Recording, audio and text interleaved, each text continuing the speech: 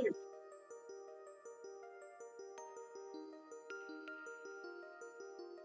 right, welcome everyone back to AQUATHON 2024. I am your restreamer Ghost TSR, and today we've got a very special run right off the back. So we've got Paper Mario: The Thousand Year Door, any percent by Jake Bopdart. It's gonna do a great job with the run, very impressive. I'm a big fan of this game ever since I was like 10 All years right, guys, old. I'm really So excited. yeah, he's gonna do a great I have a job. All right, Jake, co-commentator here with me. take it Linguini, you away. want The to introduce floor is yourself? all yours. Sure. All right, guys, I'm really excited. I have a co-commentator here with me. Linguini, you want to introduce yourself? Sure. I'm Verified Linguini. I also speedrun this game, although I mostly do glitchless speedruns, so you'll see a lot of cool stuff that Jake's going to be doing today. I think you'll really enjoy it. Yeah, and I'm Jake Bopdart. I speedrun this game, as well as SPM and PM64. And yeah, why don't we go ahead and just jump right into the run? We got plenty of time to talk during prologue, so I'm gonna go ahead and count down. Crunchy audio. Oh no. I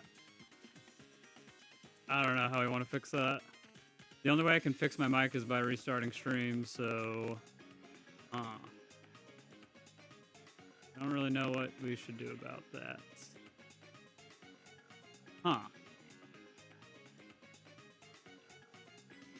Well, we can just start the run for now. I'm gonna go ahead and count down. 3, 2, 1, go. All right.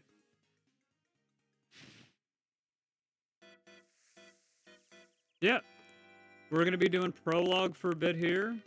This is a pretty short prologue compared to Pape 64. Only around 11 minutes. But we're going to be mashing text through basically the entirety of prologue. So by doing that, we're going to be kind of alternating A and B on the controller as fast as we can.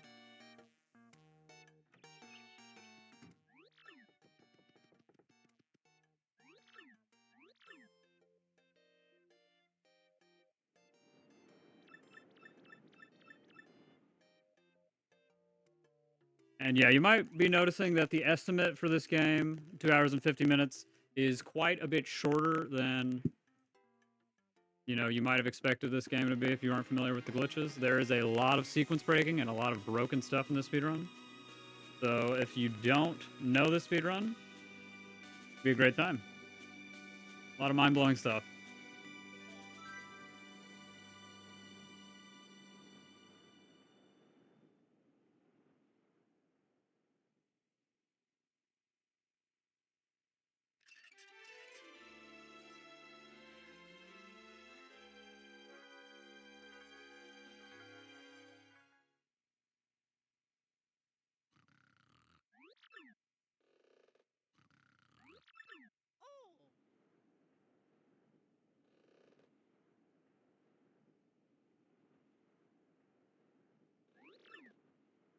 Linguini, you want to talk a little bit about kind of the style of the game, you know, how it's an RPG and everything, battle mechanics and all that?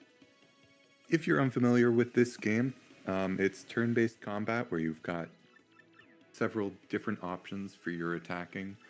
You can jump, you can hammer, or you can use items or special moves. Now, as for special moves, we're actually going to be skipping a lot of those cutscenes where you get special moves and the crystal stars that give you those special moves. So most of those we won't have. So we'll be sticking to other things like jumping, hammering, using items, and abusing items as well as the badges. Did you mention super guards? You want to talk about those?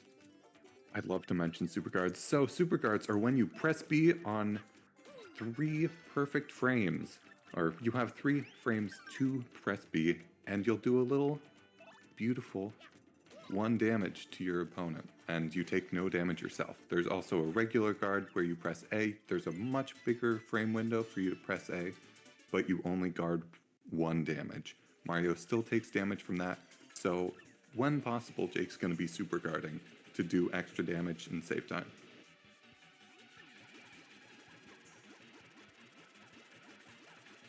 Yes, sir. So yeah, that saves about 4 seconds on the crump fight.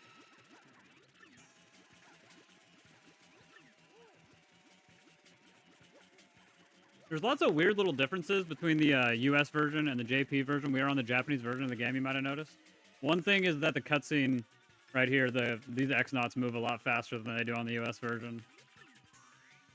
Yeah, there is a bunch of lag for some reason on the US version that the JP version just doesn't have. So that cutscene with the X-Nauts runs much more smoothly. Here we're getting our first partner, Kumbella, Oh yeah. and she is relatively useful throughout the run. Not her intended purpose, I can tell you that much for sure. We use Yeah, we her don't for use her to find out secrets about where, you know, like which NPCs to talk to or whatever. That's not what we use her for. Yeah, the game tells us a couple of different times that, boy, we should really get some information about this area that we're in from Goombella, but we use her for pretty much anything but Yeah. that. Yeah, it's kind of actually interesting. In this run, we're actually only going to be getting 3 partners, and all of them are kind of equally broken in their own really unique ways. It's kind of beautiful. Yeah, after this cutscene, we're going to go break Zesty's contact lens. And one thing to look out for during this cutscene is that an NPC will walk on screen, and sometimes, let's see if he does it, he'll walk backwards out of the cutscene. Too bad. You got me so excited, I forgot it was even a possibility. Any We're not backwards walking exactly boomsters sure. in chat? Yeah, we're not exactly sure if there's a good way to influence that. We haven't found any, but basically, I mean, Taz he's can an do it, existing. so... Taz can do it. He's an existing NPC that has his own movement outside of the cutscene, and so he has some turning that he does outside of the cutscene, which just shows up inside of it for whatever reason. So it's very funny to see sometimes. We're going to order the contact lens here. This way we can buy the contact lens when we're done with Chapter 1, so we can get to Westside Rogueport when we need to.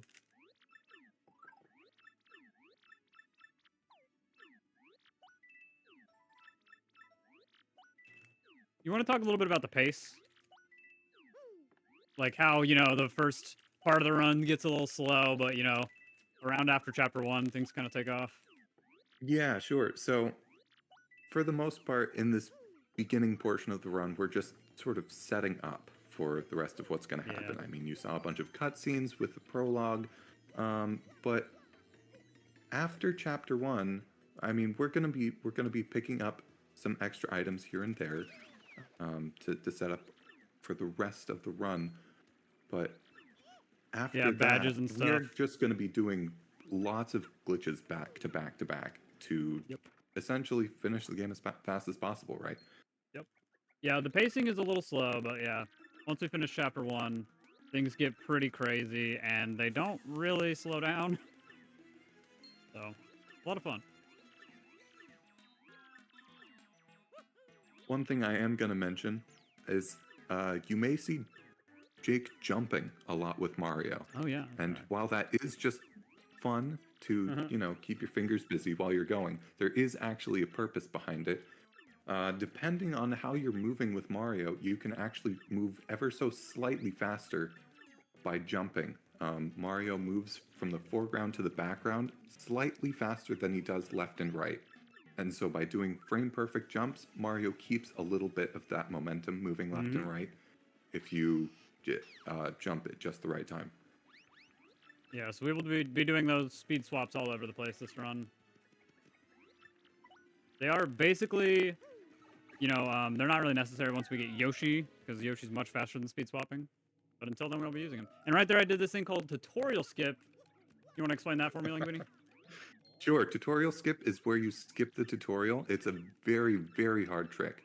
You have an Most infinite runners- frame window for it.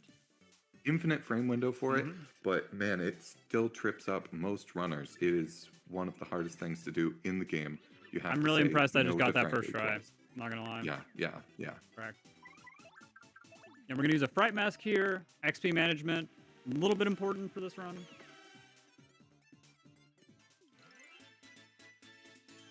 And yeah, fright mask basically in this game is an item that has a chance to scare away enemies from battle. But with those Goombas, it's a 100% chance to work on all of them. So Don't have to worry about the RNG, but we will have to worry about Fright Mask RNG later.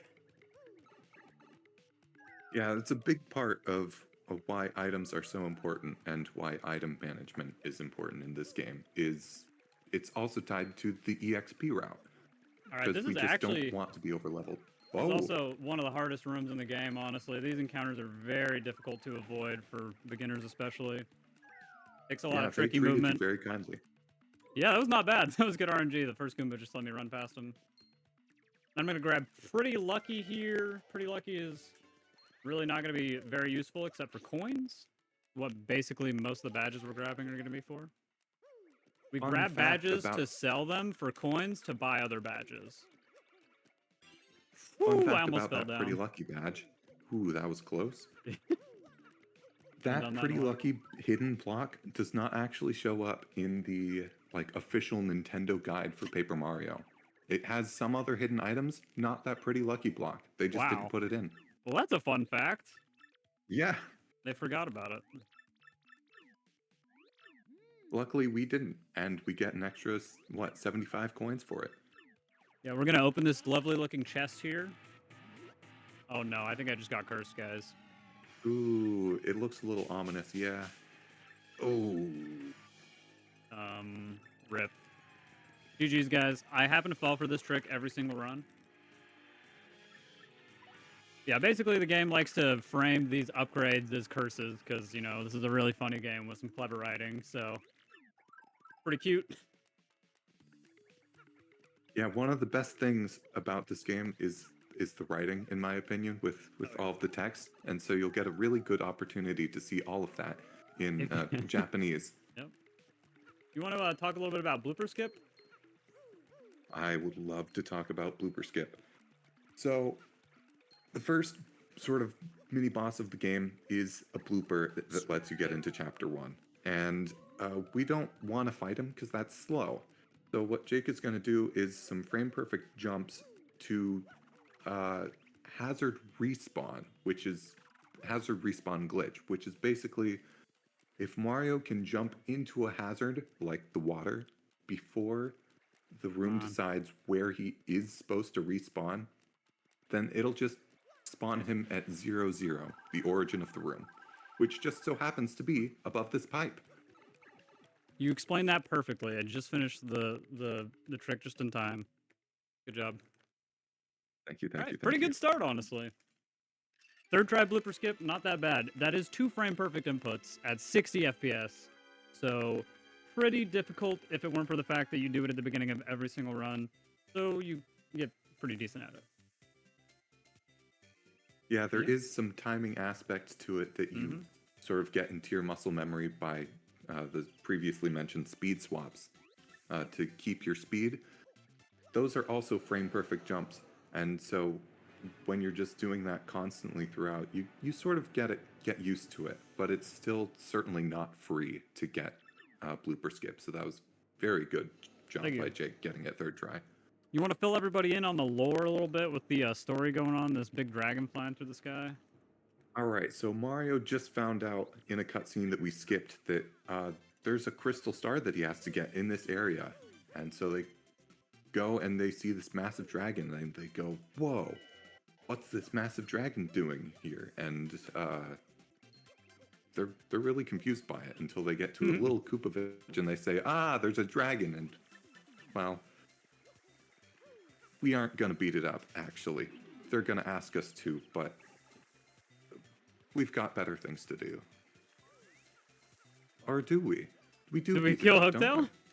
Do we kill Hooktail? We do kill Hooktail. That is sort of an important part of that's right. That's one of the bosses we do kill. That is Sorry. That is one of the only bosses we do fight. Unfortunately, unless Linguini found a way to skip Chapter 1, there's a very specific reason we can't skip Chapter 1 that we can talk about later, but yeah. So sad we cannot do that, but we will actually be killing the dragon. It is very, very funny to me. We skip most of the bosses in the game, but we cannot skip the Chapter 1 boss. Yeah, we'll get into all that later. It's kind of a complex reason that'll be easier to talk about later. But yeah, there's also a trick that you can do in that last room called bridge skip, where you can do a frame perfect jump onto the candy cane, and then from that candy cane you can jump into the water. and the hazard respawn value doesn't get set until you're pretty far right in that room, so you actually only need to do 1 frame perfect jump. And that happens to spawn you on top of the water, and you have another frame to jump off of the water. So 2 frame perfect inputs. Bridge skip is very difficult, and if you miss it enough times, you die. So it's not necessarily marathon friendly. So we just went to the background and hit the switch, and lose about 25 seconds to a perfect bridge skip. Which, in all honesty, like a perfect bridge skip is pretty rare because of that second jumping off of the water, and Yeah. you can lose a lot of time there. Yeah, it's tough. There's a lot of runners that are very, very, very consistent at it, but it is a very hard trick. Not a very good visual cue. You're gonna notice a theme with the tricks in this game. Lots of frame perfect tricks. Yeah, boy, I can count on one hand the number of tricks that are not frame perfect, and half of them you can't even call tricks. Or rather, you can't call them glitches. You want to talk a little bit about you want to talk a little bit about encounters and, like, you know, the time loss, avoiding encounters, all that. Sure, yeah. So for every encounter that Jake gets into, he loses about anywhere from 7 to 10 seconds. Yeah, I think it's like 10 to 12. Depending on 10 to 12 even. Wow. Yeah, it's quite a bit of time loss. Part of it depends on how fast Jake can menu through to run away. And part of it is just like the running away itself takes a while. Mm-hmm. But you also lose coins. You drop some coins whenever you get into an encounter, and early game coins happen to be kind of important with this route. Yeah, so you've got a lot to buy with coins, and so with each encounter that you get, you're not only losing time in the time that it takes for you to get out of the battle, you also have to try to get some of your coins back, which can honestly take longer in some cases. Yep. Sometimes it's just not even worth it. And then, we grabbed 2 POW blocks for the Schwank fight here.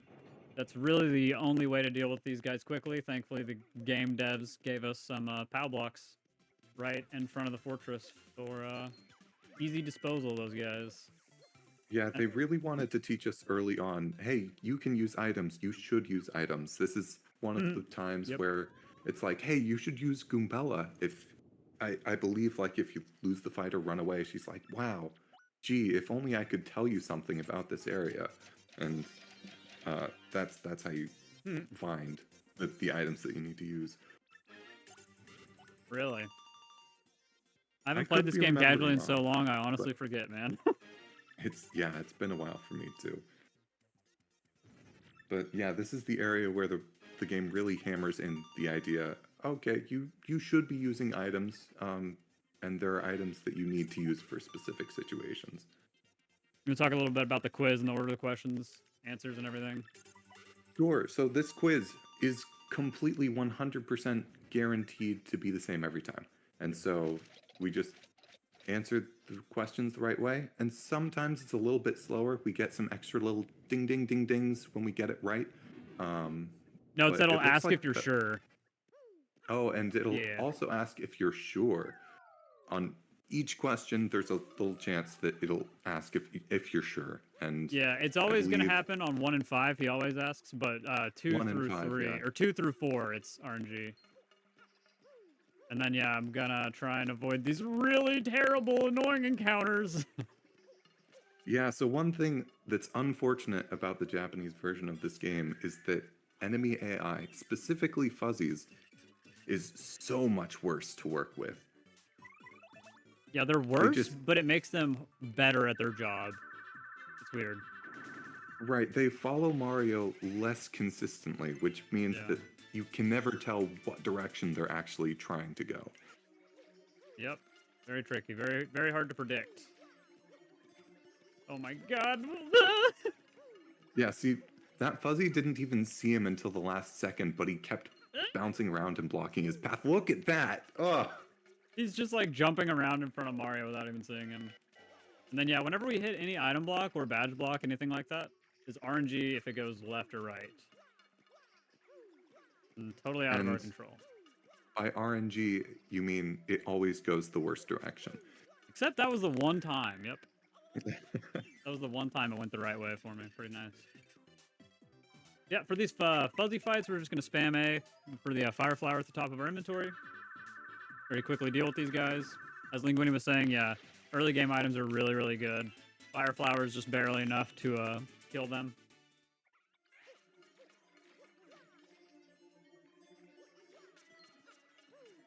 Come on, fuzzies, be nicer. Oh boy, that was okay. That You was know, actually no not too encounters so bad, yeah. far. Doing pretty okay. Encounters are pretty tough to avoid. A lot of times with encounters, you'll see me do this kind of weird movement. A lot of time I'll be kind of dragging encounters to kind of the edge of the zone where they can actually go to, and then you kind of run past them. So you'll see a lot of that. Yeah, most enemies have a little bit of a cooldown at the end of their range where they won't see Mario immediately again if they get to sort of the outer range of where they can actually walk. Mm-hmm. So we kind of abuse that a little bit in a couple of different areas when there are enemies that aren't easily avoidable any other way. We'll just lead them to the outer range and run past them right when they get to that area. Also, nice super guard. Thank you. Yeah, that super guard saves quite a bit of time because it lets you just barely finish this fight off in 2 turns. Perfect kill here. Doop, doop, doop, doop, doop, doop, doop.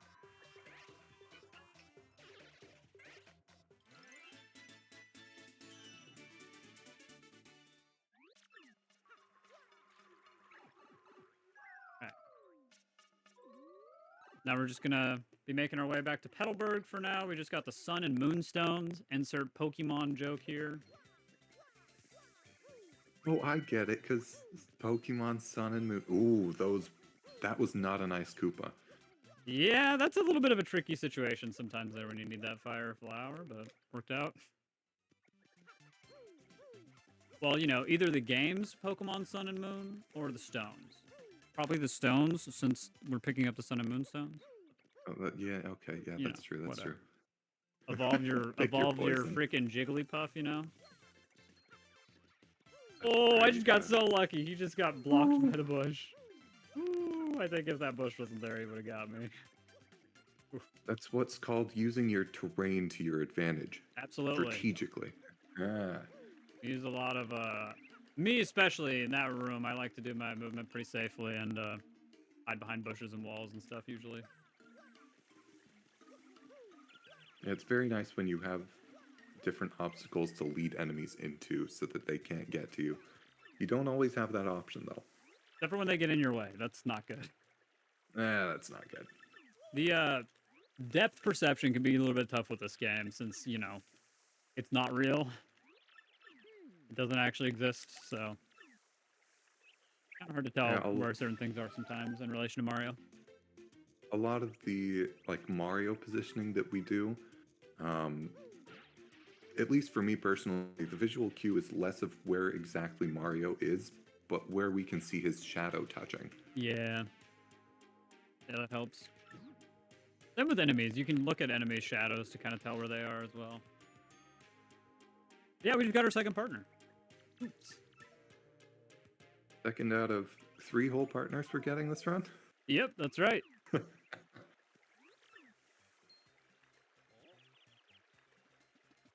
We won't be getting our next partner for about an hour and 10 minutes, so it'll be a while.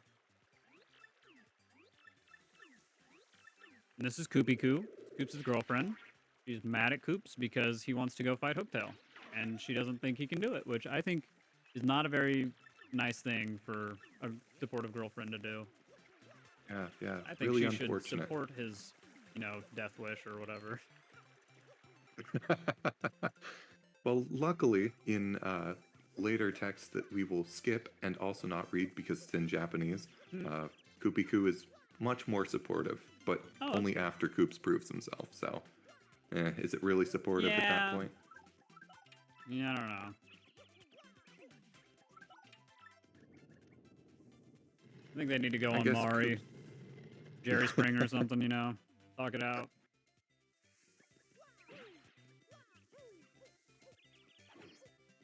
Nice.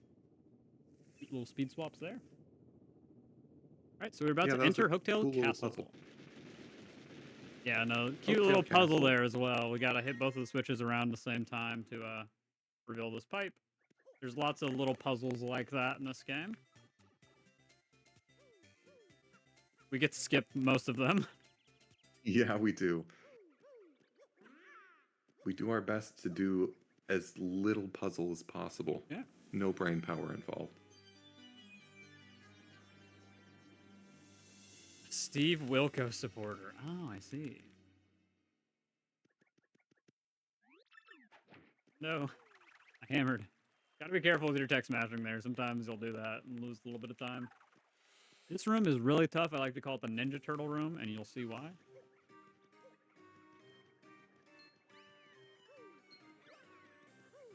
Whoa. Oh, unfortunate. That was avoidable, but I did not play that perfectly. That was also unlucky, though. Power bounce had to go the wrong way. Yeah, there were a couple of different things that went wrong in that Yeah, room. A was a couple little- of the starting positions were icky. Yeah, no kidding. They are not usually in the same spot when you get to them at any given time in a run how they act because they can kind of walk around wherever they want. Usually in the So, same spot They move around. when you get to them a at lot. any given time in a run The nice because thing they is can that kind of walk around wherever they want. So they move around a lot. the nice thing is though that enemies are not usually so densely clustered like that. So if you get yeah. a bad spawn on one of them, you can just compensate better. But that one room, of course, it's a room that we want to grab something from an item box in. Yep. Of course. Of course, it's something that's absolutely imperative for us to grab at that exact moment.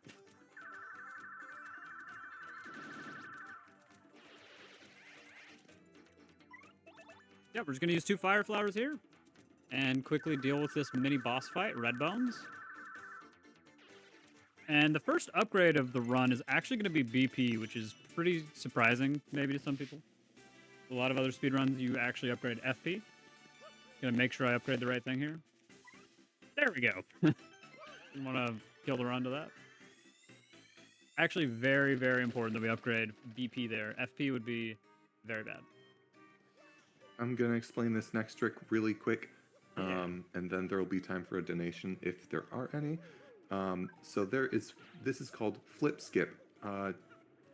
What the game wants you to do is flip the staircase that Mario just jumped up, and get the key by jumping up that way. But we can just go up to this little area and just jump all the way down and use Koops to grab the key. Very simple, easy. Is there... Thanks, Linguini. Except it's not that simple and easy. You can fail it a bunch of different ways. The movement is pretty tight.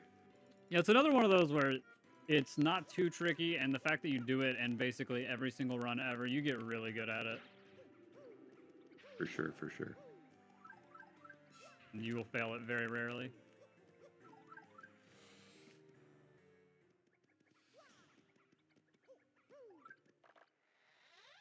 All right. So, all of a Jake, sudden, why the did you spikes are grab coming that? down from the ceiling, so Oh, I think we man. might die here. That's so scary, dude. Oh my gosh, oh my gosh, oh my gosh. You should have known that chest was trapped. I fall for this trick every single run. I don't know how. It is really nice to do a room like this with a timer, because you get to, like, you know, see the exact moment you leave. Kind of gives you an idea of if you were fast or not in that room. Ideally, you want to get a 36 on the timer when you open the door. Oh, man, but thank goodness you made it out of there. That was close. know. Only 38 seconds left. Only 36 seconds away from dying. Very close. It's okay, chat. Don't worry. I'm fine. Whew. Oh, no. I got cursed again, guys. Absolutely If somebody needs to embarrassing. stop leaving these really, really nice, friendly-looking chests lying around. We have to open them. Gosh darn it. Now that I got cursed, I can beat the game. Yeah, if you don't open that chest, though, you can't get through there. Also, that was a very cool thing for you to do, Mr. Paragoomba. Yeah, so that Paragoomba, when you're off in the right area of the room, it can just sort of magically go through walls or something, and every once in a while it will end up in the cell or even Yeah. out of bounds and we can't see it.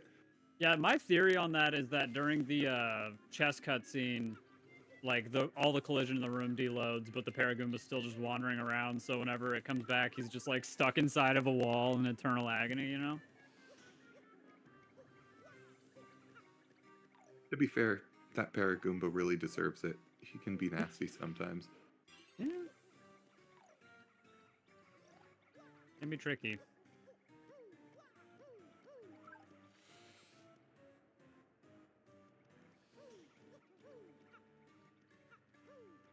All right, so we got another trick coming up. This one saves about 8 seconds. You want to talk about window jump a little bit, Linguini? I know you love it. Sure.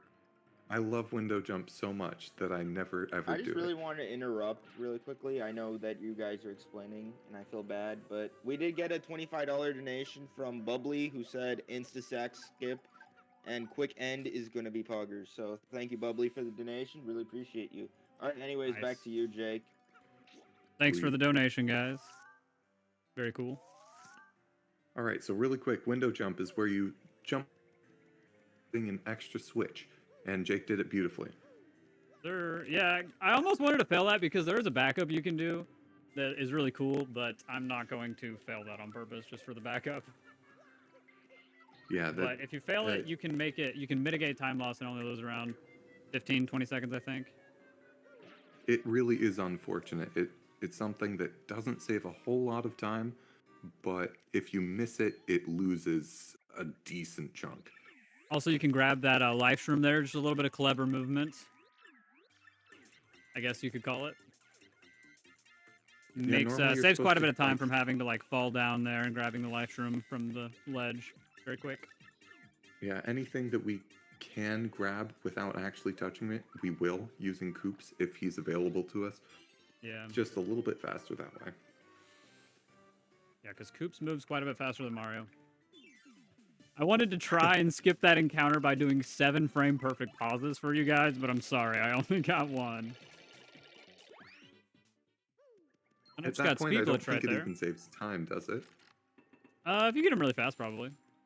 Yeah, speed glitch, the way that works, after you encounter something, you have a 2-frame window during the very end of the battle, after the fade to black, to press A, and that will increase Mario's speed until you go through a door, or like any kind of loading zone, or jump. So speed glitch is really helpful. It's also worth noting that speed glitch on US is not nearly as impressive. It's just a tiny bit faster. On JP, it's quite noticeable. And JP, it's almost like a super power. Mario's sprinting, but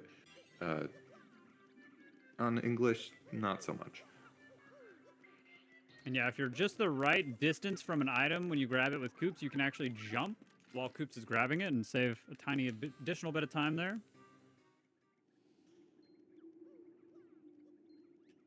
Okay, really good RNG from these guys, actually. That was nice. Yeah, that is very good. Sometimes This is another one of those rooms that you can... It's hard to tell where exactly Mario is depth perception-wise, Yeah. and the enemies really, really play to that. Sometimes the paratrooper just doesn't want to look at you, which you just gotta... unless you want to be really risky, you kind of have to wait for him to aggro you so you can avoid him. Okay. You want to talk a little bit about Hooktail? Sure. Hooktail, really cool fight. We grabbed Hardest a badge boss earlier. fight in the entire run. Hardest fight in the run. Hardest fight in the run.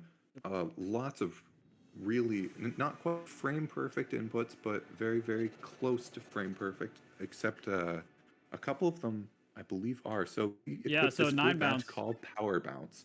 Yeah, 9 And bounce is frame perfect.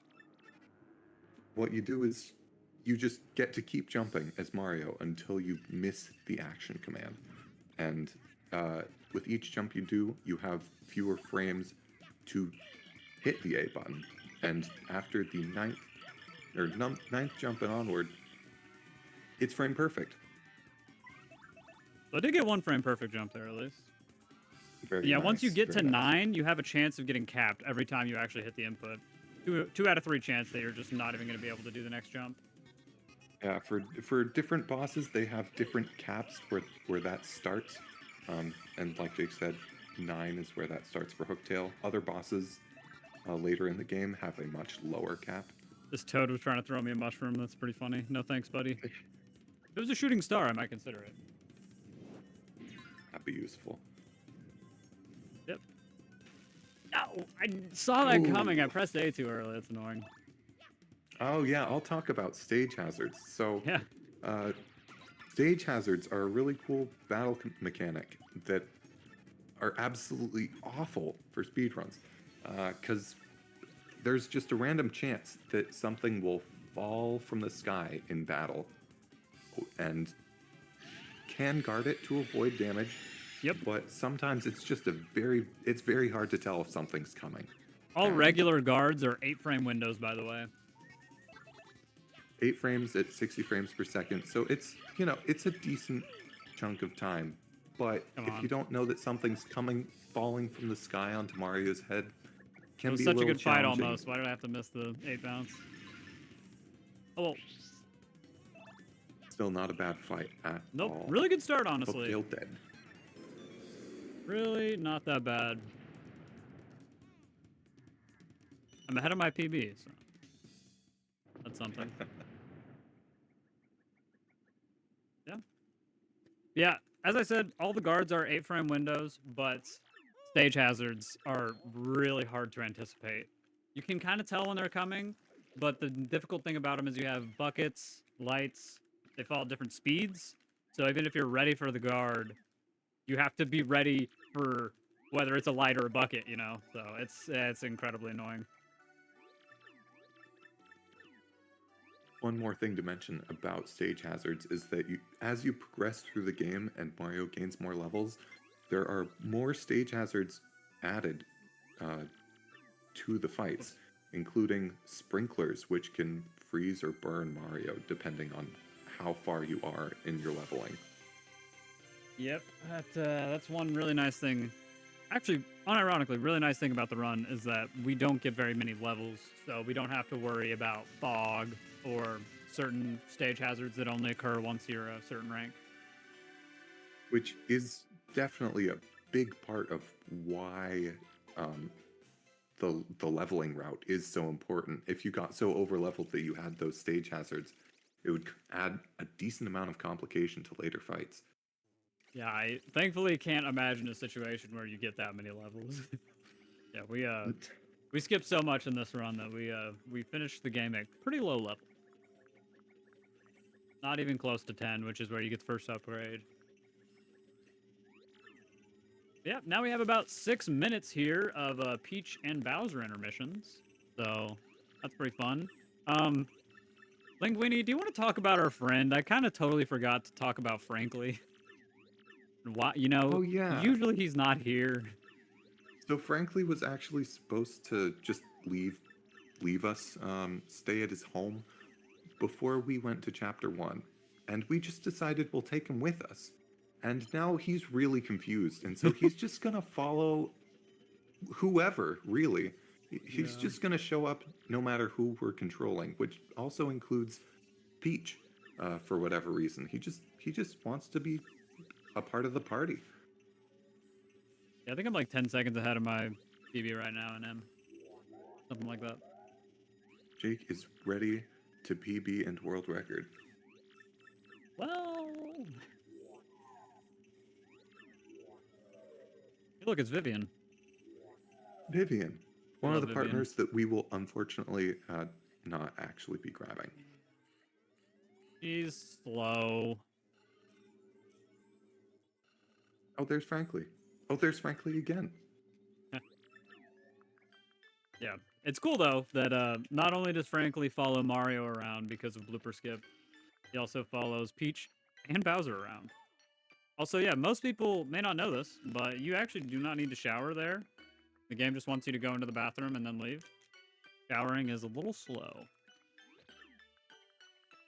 Yeah, the stereotype that gamers and speedrunners don't wash their hands or shower, this really reinforces that. You know, you're right. When you're right, you're right. This is Tech. He's Our favorite slightly evil looking computer, because he has a red eye in JP instead of blue in US. Blue on Blue. US. And pretty sure the reason why is because, 2001: A Space Odyssey. Too much similarities to Hal with the red eye. And Yeah, also, it's a you can lot think about creepier. It is more It is so menacing much for sure. creepier. So That is one of the things that is actually being brought back for the Thousand Year Door remake, I believe, is Tech's eye thing is wow, red for all versions. I think I forgot about that. Yeah, I guess they wanted to up the creepiness factor just a little bit. Mm-hmm. All right. There's the Peach intermission. Now we got the Bowser intermission. It's not nearly as long. It's only about 2 minutes. So, yeah. Luckily, Frankly still knows the way to get to Bowser's castle. He really just booked it from wherever Peach is. Yeah, we don't know where that is because, you know, first time playing the game here, but probably pretty far from Bowser's castle.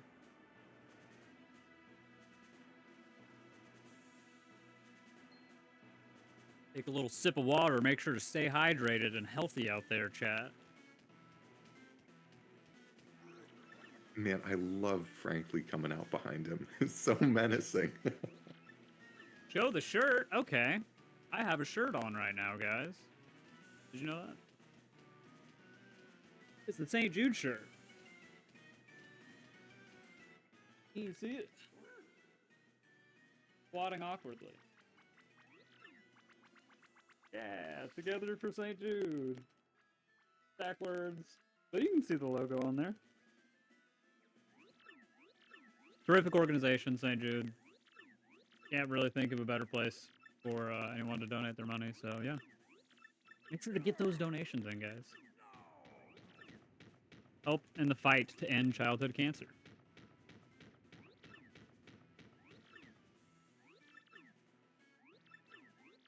Pretty amazing cause.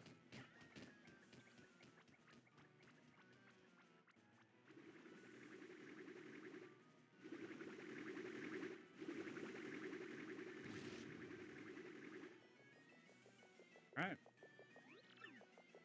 Almost time to play the game again. A few. I was starting to get a little drowsy there. Okay.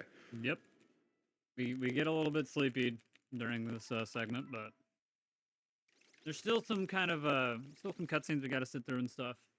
But soon things are picking up. We got a major glitch coming up. So we are in chapter 1 right now, but we are going. Well, we just finished chapter 1. We're in pre-chapter 2 right now, and you would think that means we're going to go to chapter 2 next. Actually, we're going to go to chapter 7 for a little bit. Yeah, we're going to sort of psych the game out and trick it into thinking we're going to go to chapter 2 and then do a little switcheroo. Mm-hmm.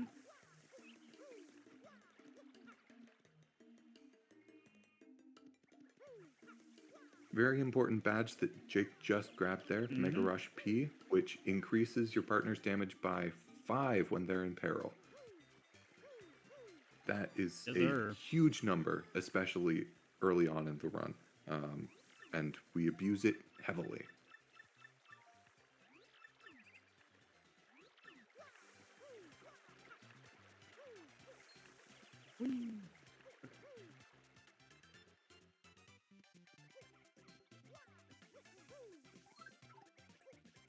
So I want to grab. Thinking out loud here. I guess I'm gonna grab the.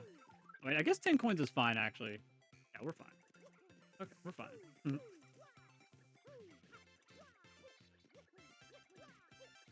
All right. These speed swaps over the water are just a little bit tight. Nice It's one of those things you do in every run, so it's not that hard. Yeah, especially jumping to that first platform, falling down from the pipe and onto that first jump. That cycle is much more difficult. Oh yeah. Big jumps. Big jumps. Mario has done his workouts for the day. That cycle saves about 2 seconds. Also, not possible on the US version because the cycle moves differently. It goes further. On the US version, it goes all the way up against the wall, so timing's just different. Oh. Yeah, whenever you're exiting plane mode, it's always faster to press B to do the instant exit, because if you hit something, there's a little bit of lag before you unspin. Or unflip, I should say. All right. Yeah, unspinning is a little bit different, which we'll get into later. Yeah. Sooner than you might think, actually. All right. So yeah, we got a nice little 40-second cutscene somewhere around there where we just get to hang out. Look at this map. I want to check something really quick. We don't have many donations right now, but again, would highly recommend donating to help out the cause. So if you guys True. got any money, anything else, would help a lot. Thanks again. Thanks, Ghosty. So yes, the second crystal star, the Emerald Star, is in Chapter 2, the Great Tree. We will not be getting that star, though.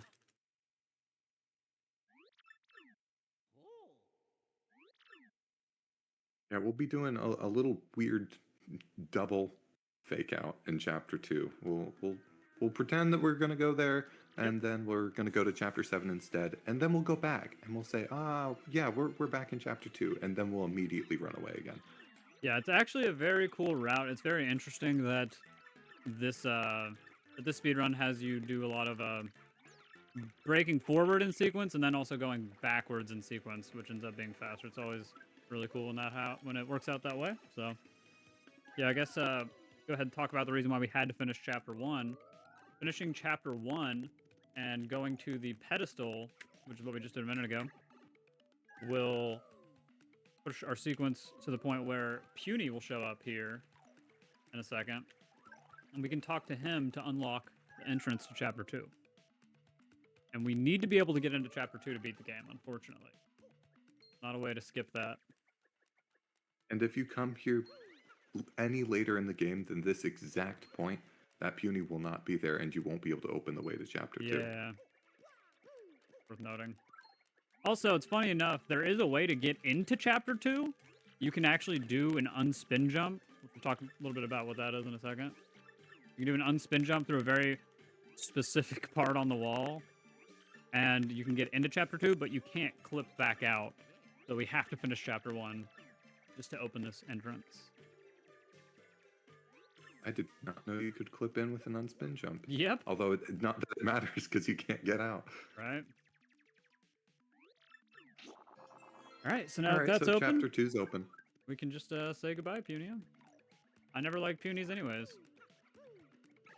Yeah, Punies are probably the worst part of a casual run of the game.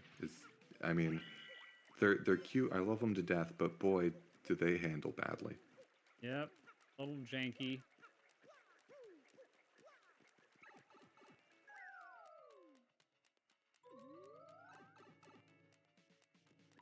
So we're about to go to the shop really quick. We need to buy the contact lens. Give that to Zesty. And we're also going to be buying some fright masks. We're going to be using a little bit later. But after that, we're going to be doing the glitch that lets us get to chapter 7.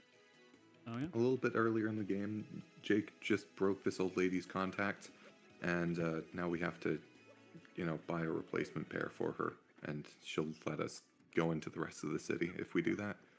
I mean, she's the one who dropped it on the ground, but, I don't want to sell the Fireflower. I want to sell the Life Shroom. But yeah, TRE is pretty much notoriously difficult. It's very precise. You have to be holding a perfect angle of 358, and you have about 2 frames to release R and press A on the same frame while holding that perfect angle, and you should clip through. It is very, very, very precise. The angle is a little bit awkward to hold yourself, so a lot of people opt to do a method where you reset your neutral angle, which you can do by holding Start, Y, and X.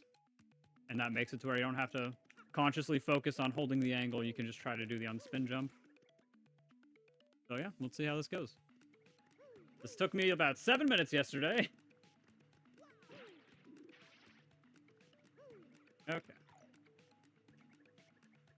that's a terrible angle. That's not going to work.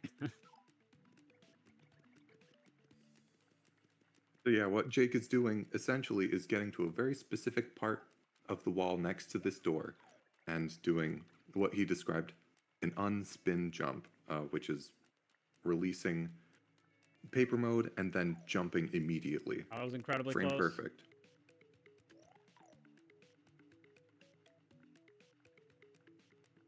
Pretty annoying trick.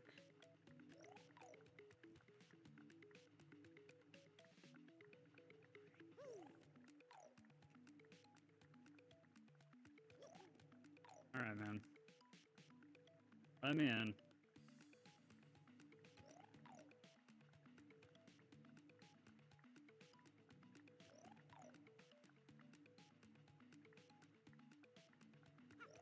Come on. One thing that you may be thinking is, well, why isn't Jake jumping all the time? Oh, nice job. Yeah, it wasn't too bad. The game will actually not let you jump if you're too close to the actual door when you're in paper mode. And so Jake is doing all the inputs right to do an unspin jump there. It's just the game just won't let him. Yep. Yeah, whenever you're against a door in paper mode, you can't jump for whatever reason. I don't know if it's all doors. I assume so. I believe Yep. it's for all doors. Yeah. We're now in Chapter 7, so that's pretty cool. Well, technically, we're still in pre-Chapter 2. We are in Chapter 7, but our sequence is in Chapter 2 still. So now, come over here, and reading this random red note, now we're in Chapter 7. Oh gosh, a bot. Oh. That's a little scary. So, Yeah, this is we're really my not favorite sure why song in the that note game, is. probably. Just so everybody knows, this is a banger. Need jammers.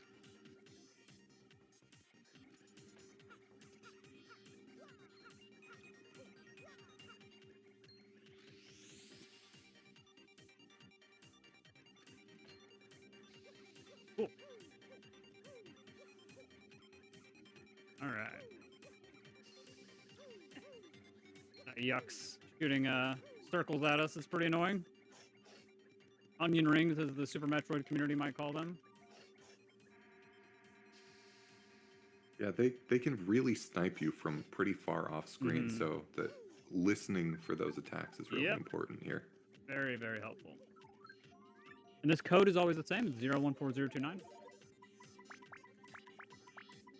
Unless you're on the French yeah. version, and then it's excuse. And the great part about it is, so that was why we had to read the note. That magical note that sets our sequence to chapter 7 tells us what that code is, and we wouldn't even have to read it otherwise. Yep. Because we we just always read it know what the because code we is. we forget the code every time. Yep, that's right.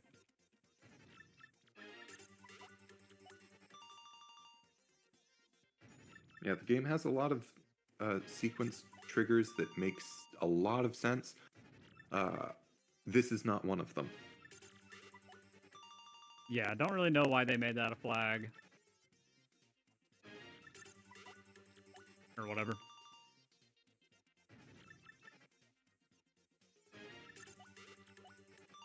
Alright. And then I'm going to do a tiny little bit of tech here. You can't even really see, but if I use Coops and then press left, like around the same time, I can kind of move towards the door. Oops. I totally messed it up. But you can, you know, move towards the door a little bit as you grab the key card with Coops, which is a tiny little time save. But I messed it up. I hacked it up.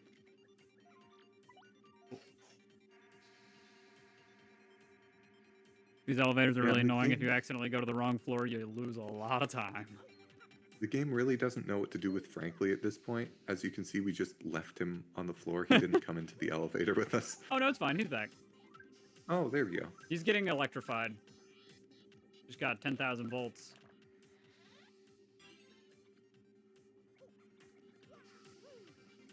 All right. So, yeah. Basically, just doing a little bit of chores here while we're here. The only reason we come to the moon is to advance our sequence, but while we're here, we're just going to grab some stuff that we're going to need to beat Chapter 7 later on.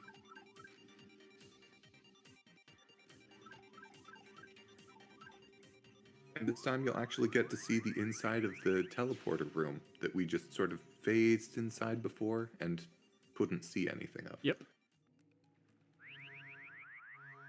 Very beautiful room. Right now we're going to get jump storage by setting coops up on the right side of this room. And then using coops right before we open the door, we can get what's called jump storage. So if coops kind of vanishes off screen for a bit, I know I got it. Oops, I missed. Pressed A a little too early. This is frame perfect, I believe. Not really hard, but it's pretty annoying sometimes. Come on. So I pressed A too late that time.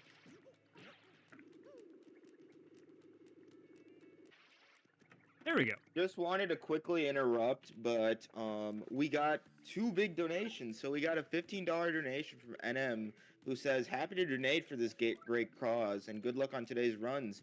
And we've got a $100 donation from Whoa. Falcon, who says, I know and have talked to many people behind this event, and so many amazing people coming together, and I'm glad all the hard work is finally culminating in a great stream. Good luck to all the runners today. Thank you so much, Falcon, and thank you so much, NM. Let's shout them out and give some Drakes in chat. Awesome, awesome. All right, so really And quick, with coming that, up, here's the we first super reached jump. our first goal. So after this run, we're going to be increasing the donation goal to $200. Let's do it. And Ultra Hammer Early is over. That was fun. Yeah, so Jake just did a super jump, which is what all of that shenaniganery was with the Chicanery. teleporter room door. That's what all that was about. That was just to set up for that big old jump for Jake to fall on top of the Ultra Hammer chest and then open the chest on his way down. Yeah, so like I said, once we finish chapter 1, the pace kind of picks up. So get ready. We're not done yet. We have another trick coming up here called spin delay. So we're gonna get into a really specific spot and then just hold upright and press R, just like that. And you can kind of maintain paper mode, but not paper mode. So you try to open the door, but Mario doesn't walk inside fast enough, so he gets stuck outside, and then you have everything kind of unloaded like this. You can walk past a lot of collision.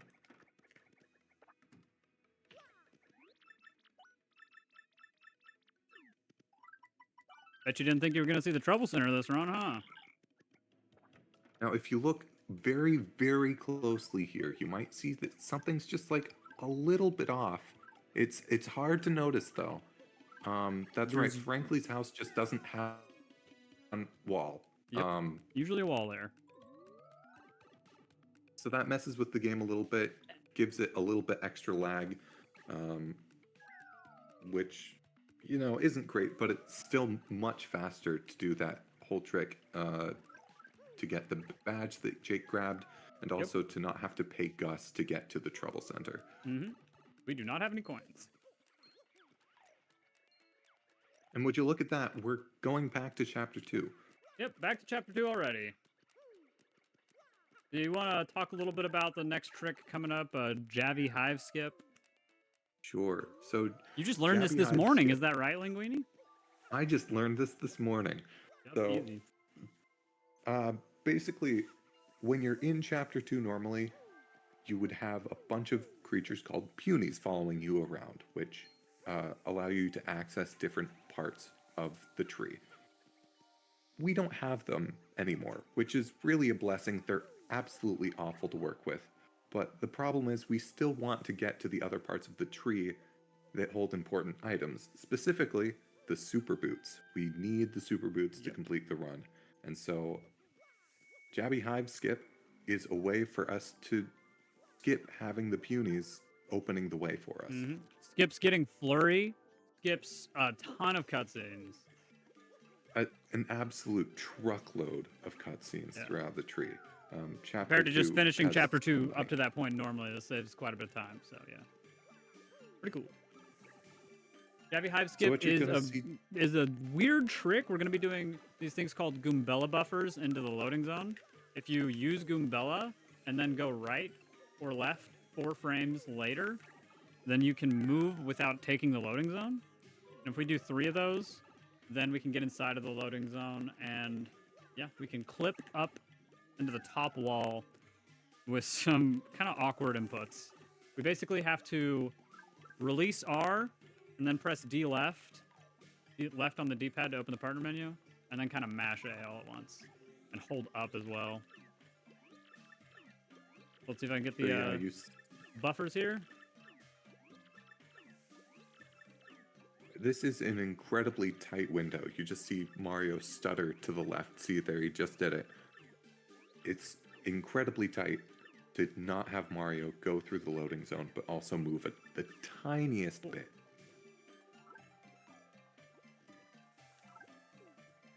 Oh, not bad. Nice job. Yeah, and honestly, anytime I avoid going into the loading zone there, I'm pretty happy. Sweet, good trick. And there's the Jabby Hive that we're skipping. Mario just phased right through it. Yeah, it's not quite done once you get out of bounds. You have to do a little bit of tricky seam movement to avoid coming back inbounds. But there we go.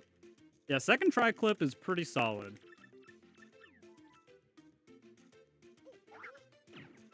And there we go. Now we got Super Boots. A Super Boots. The Super Boots. The Super Boots. That's what I like to call them. Yeah, the reason we need Super Boots, the reason they're so important is because there's some blue switches we're going to be hitting in a second. And if we don't have Super Boots, we have no way of activating these switches. And they let us go to chapters early, so pretty useful. We're going to need to go to chapter 6 here in a second. You may be thinking, well, wait a second. Chapter 6? We were already in Chapter 7. Why do we need to go to Chapter 6? There are a couple different reasons, but the main reason, correct me if I'm wrong, is to ultimately get to Chapter 3 so that we can get our last partner of the run. It makes sense, I promise. We have to beat Chapter 6 to go to Chapter 3. Don't question it. We'll get there. Just throw your math brain out the window for a second. It'll make sense when we get there. Here. Yeah, if you noticed, after I exited the room after getting Super Boots, or the next room after Super Boots, you might have noticed there was a little cutscene that played. That's because we are now currently in Chapter 2. Once we grab the Super Boots, it actually updates our sequence. We are in a Chapter 2. Oop. I don't know why I forgot the Thunder Rage for a second. Very important item. But not very important, but it's nice to have. This X-Knot is in an awkward place. Oh, that works, I guess. There we go.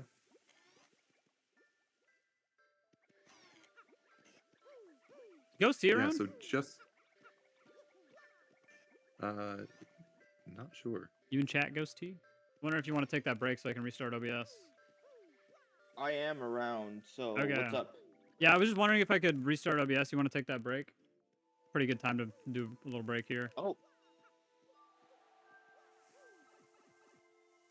Like my mic not sound terrible. Make sure that once, okay, just let me know like what time. Yeah, sure. I can just pause whenever. So right now should be fine. You want me to pause the timer as well? Sure. I can just pause whenever. Okay, yeah, just pause and we'll be getting this set up. So you want me to pause the timer as well? Yeah, pause the timer. I'll pause the timer as well. And all right. Am I good to restart OBS? Yeah. All right. Yep. All right.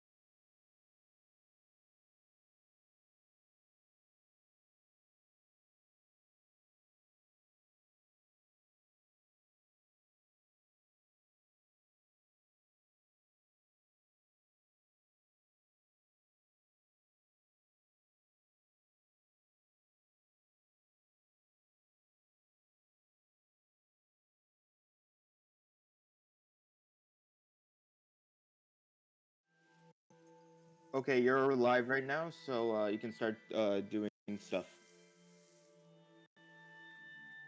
What do you want me to continue the run?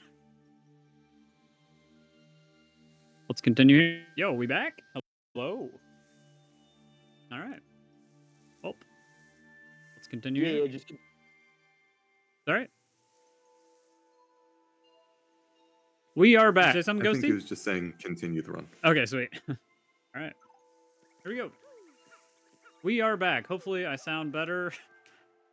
Not, I'm sad. Oops. What am I doing? Pipes, man. Oh boy. So, quick recap of the run so far, since we just had that little break. We skipped half of the prologue, went to chapter 1 so that we could go into chapter 2, then went to chapter 7 instead of finishing chapter 2, then we went back to chapter 2 to get the super boots, and now we're exiting chapter 2 and we're on our way to chapter 6. Sound better? Let's go. Also, I just got sort glitch for swag. In the middle of that menu, I somehow got sort glitch. I have no idea how. That's cool. Yeah, we're gonna break these blocks. And now that we have super boots, we can hit these switches. Grab FP plus while the elevator's still moving. We're waiting on it. Don't lose any time. Take the pipe to chapter 6. Here we go. All right, so yeah, we're going to go ahead and read this note, and that's going to advance our sequence from chapter 2 all the way to the very end of chapter 6, just like that. There's something about reading notes in this game, you know? Just, the game's like, whatever. If you're here, it must be right. This note makes a little bit more sense since it's directly into a cutscene. No, this but one makes more sense for sure. I just think it's funny that it's 2 notes that we've read just so 2 far for notes. sequence stuff. All right, so yeah, I'll go ahead and explain this right now. This is a pretty weird part of the run. We're going to go and hit this save block in Poshley Heights, and then we're going to go back to the TRE room. We're going to go back to the place we did teleport room early. We can use that room to get jump storage, and then if we die, we can actually reload the save file here in Poshley Heights with jump storage. And we need jump storage in order to finish chapter 6, since you would normally just use ultra boots. But we don't have ultra boots because you got to do all of chapter 6 for that. That requires tube mode, that requires Vivian, that requires a lot of stuff that we don't have, so we're not getting on the train. And you might be thinking, well, why don't you just... Why do you have to die? Why would you die after getting jump storage? Well, the answer is you cannot jump with Mario when you have jump storage, or you will lose it. Thank you so much for mentioning that. That's a very important part to mention. The only way to get back to chapter 6 with jump storage is just dying, and that is why Jake's saved there. Yep. If you have tube mode, you can do jumps in tube mode without losing jump storage, but we don't have tube mode. Yeah, getting tube mode is very slow. Can't really be doing that. It requires a lot of stuff that we are not going to be doing. So hopefully I can get jump storage maybe faster than I did last time. First try would be cool. No big deal either way. It's just a little frustrating sometimes. Oh gosh, here we go. Come on, Coops. Don't be like this. This door is very convenient for a lot of Yikes. things, but it's also very, very picky about how to do anything with it. Like right there I would have gotten it, but I was just slightly too far right. And I missed it again. This is annoying. Very easy, but pretty annoying. Oh my goodness, please. This is ridiculous. There we go, jeez. Finally. Yeah, another great time to remind you, this is, if not frame perfect, very nearly frame perfect. Yeah, I believe that one is frame perfect. It's not the most difficult. There's definitely a lot of frame perfect tricks that are way harder than that, since it's just X and then A few frames later. But still annoying. Wow, this Koopa wants to give me a coin. That's funny. You were talking about being low on coins earlier. You should take it. Okay, so I guess I'm guaranteed to get hit right here, huh? He charged. He's not gonna... Here, cool. Sweet. I died. Yes, good. Cool.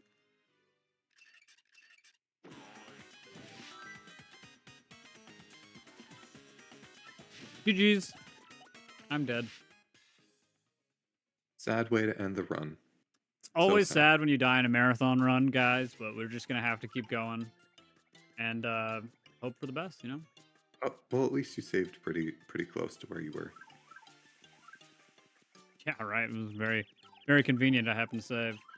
Also, it's worth mentioning that we can't use coops either. Using coops counts as jumping since Mario jumps whenever you use coops. So can't use coops. If I press X or A, I would lose jump storage, and that would be very bad. And the other thing about jump storage that's worth noting is you have to walk up onto a step, like the step at the very back of this room that just so happens to exist for absolutely no reason, but it lets us super jump. So I'm really glad it exists.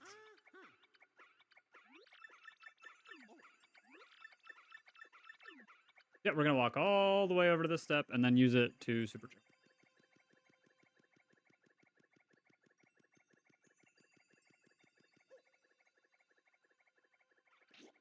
Yep, and if you do a little bit of, clever movement, you can land on the switch before the camera even pans up.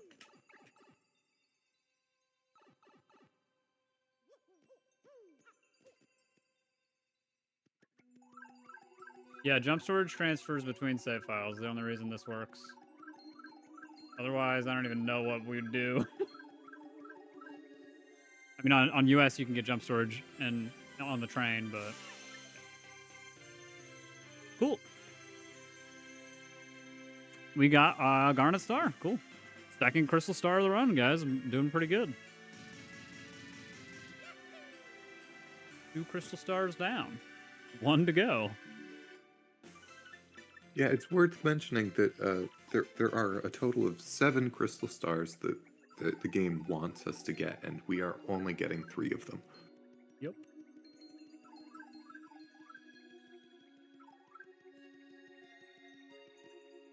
We're still visiting 5 of the chapters, though. Or, well, 5 of the chapters with crystal stars. We just decide not to go into chapters 4 or 5. Mm-hmm. Yeah, so you might be wondering why we're doing all this weird stuff. Like, why don't we just play the game normally and spend 6 hours, you know? Well, we're doing setup.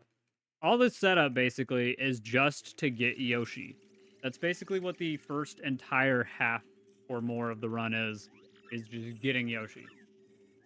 So, if we finish Chapter 6, we'll start a cutscene after all these intermission cutscenes where Mario gets off the train, and then a little bit to the right of him, there's an email that's going to spawn.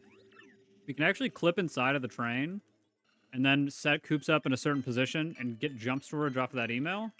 And then we can use the train tracks to actually super jump over the invisible wall to the pipe, which lets us skip getting the blimp ticket. And the only reason that we have to get jump storage in that particular way is because the train tracks are the only easy way in that room to actually get Mario to step up onto something. Yep. Like Jake mentioned earlier, like in Yeah. that pedestal room, Mario has to go up onto a step to do the super jump. Called Y velocity.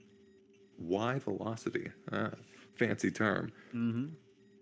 Fancy. But there's nowhere else in that room that's convenient to actually get a step aside from out of bounds after you into the train, which you can only do.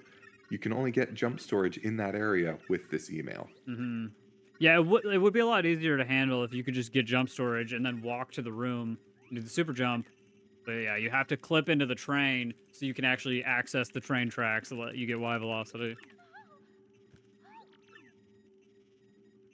And getting into the train in and of itself is kind of difficult. You have to hold straight up in a very, very, very specific position and then do an unspin jump, which is frame perfect. So you have to release R and press A on the same frame. And also, it won't even work sometimes, even if you do everything perfectly, because it only works around 50% of the time based on kind of how the screen is oscillating. So, really annoying. Yeah, Sometimes you'll see you can runners think just of get this. unspin jumps over and over again, but they can't clip through. You can sort of think of this as a tamer version of teleporter room early. Instead of Absolutely. having complicated angles and a precise timing, instead you just have a very, very specific spot that you have to be in, and then a frame perfect jump with an unspin jump.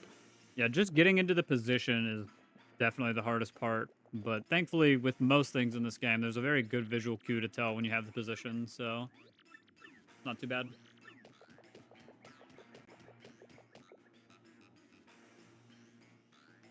Yeah, Bowser cutscene here. We get to play the only Bowser level in the run here.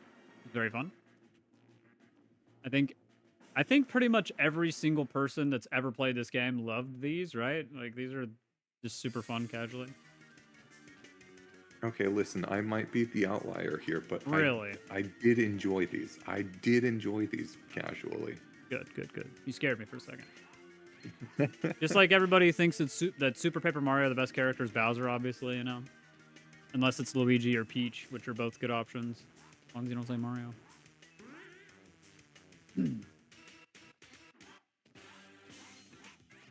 Oh.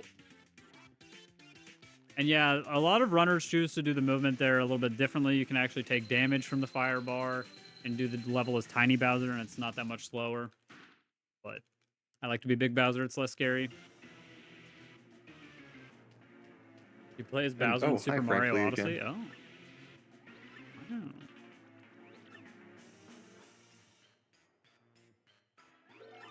Wow. Yeah. BTS is coming up, and the way this trick works, we only have one shot at getting jump storage.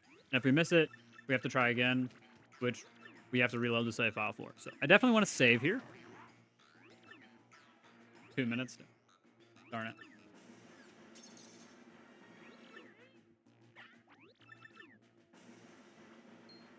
BTS is a pretty easy trick. It's definitely very tough to figure out what's going on since you're doing a lot of movement blind, but once you know it and you kind of come up with your own visual cues for where you want to set Mario up and everything, it's pretty easy. Very consistent. Yeah, very, very simple. All you got to do is clip out of bounds and get jump storage and do a super jump. With Koops, we actually have to set Koops up. We have to set Koops up in a really specific way. Since we can't get him caught on anything, there's nothing for him to get caught on over here, so we have to just set him up against the wall so that he unspins as soon as he hits the wall, and then we have a small window to use Koops. Very fast unspin jump to get out of bounds. That was really good. Nice.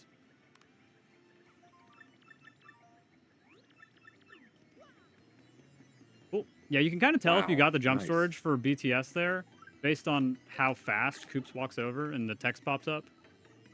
So if it pops up pretty fast, then you know you got it. If it takes a little too long, you probably missed it.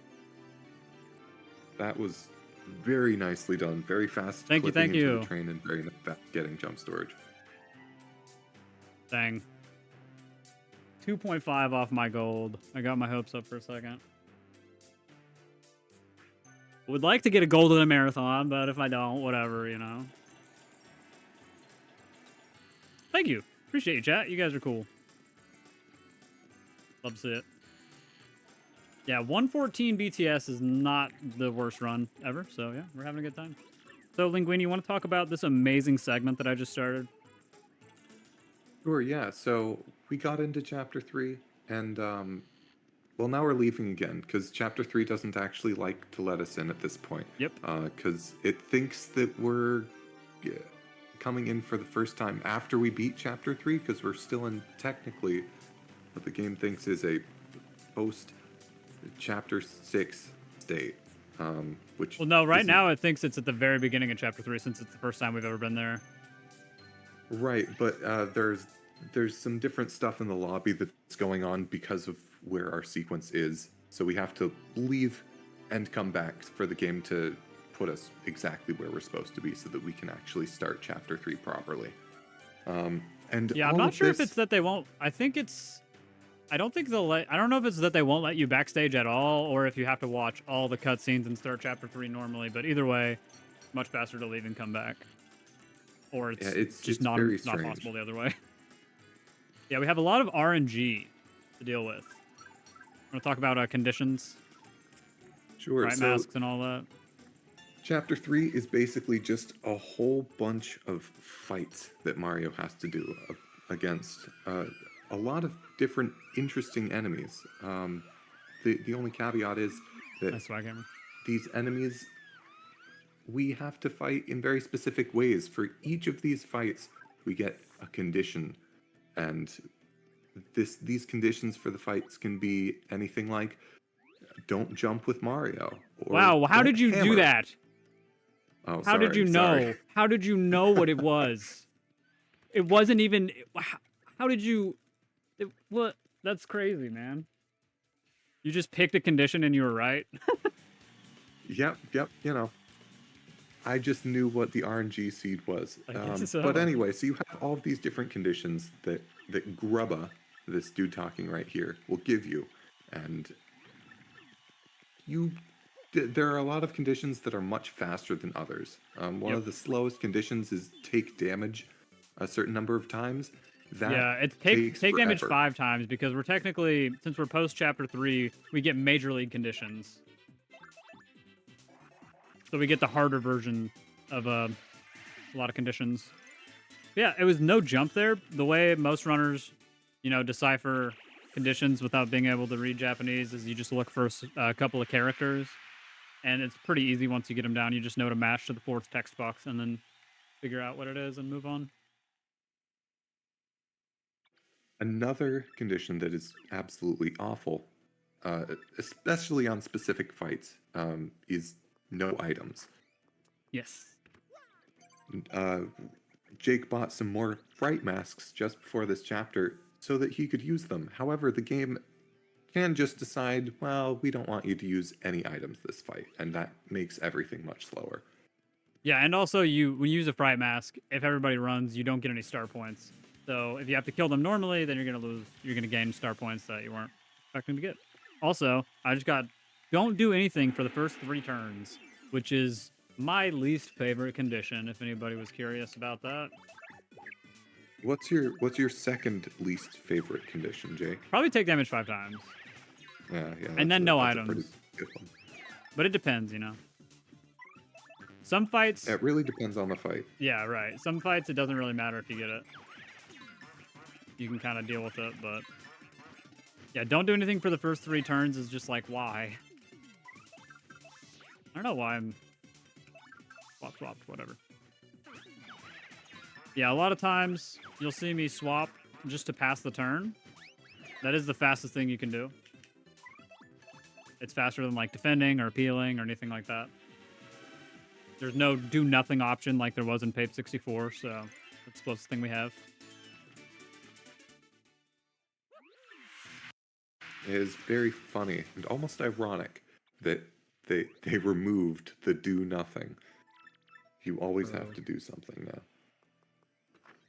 I honestly enjoy it because it makes it more interesting. In certain situations, you're like, what do I do? Like, I can't stall a turn, especially in pre-hook tail pit runs because you don't even have the option to appeal.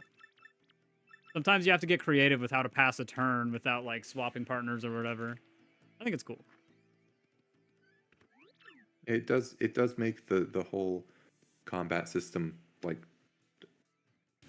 I don't want to say like worse. It like harder to work with, right? Which Yeah. Adds to its charm. Which I feel like that has never really come up casually, All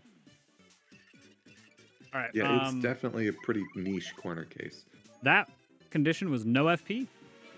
It's a very easy one to read because it just says FP, and it's no FP. Yeah, so a lot of enemies are not 100% to run from a fright mask, but pokies are actually 100%. So one of the no stress fights.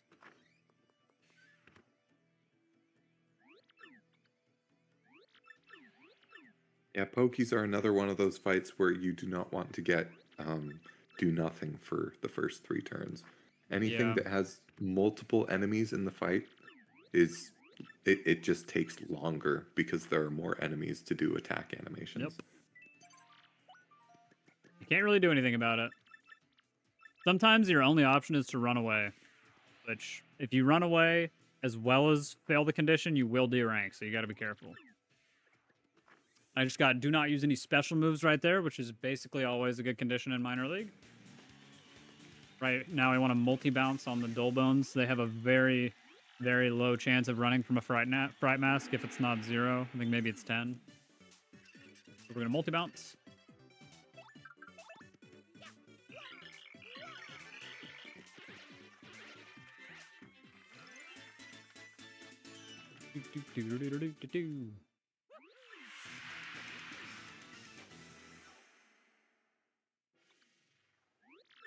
And yeah, like I said, basically all this is just to get Yoshi. We are not going to be doing all of Chapter 3. As soon as we get Yoshi, we are out. Because we need Yoshi to do the final trick of the game.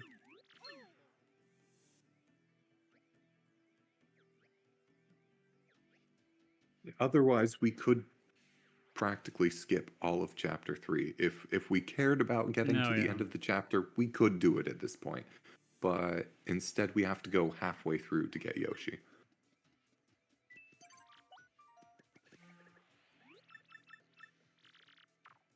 Just wanted to make sure. That was, what's it called? Win in 5 turns or less. Very, very, very, very, very good condition. Always good.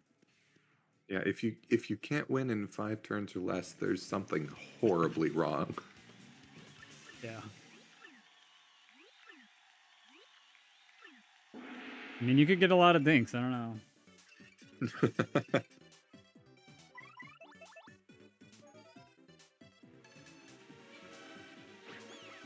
Why did I open my mouth? Speaking of dinks, so dinks, what Jake just said is basically slang for when a fright mask does not frighten off an enemy. Yep. And there's they just stay and the little dink sound effect.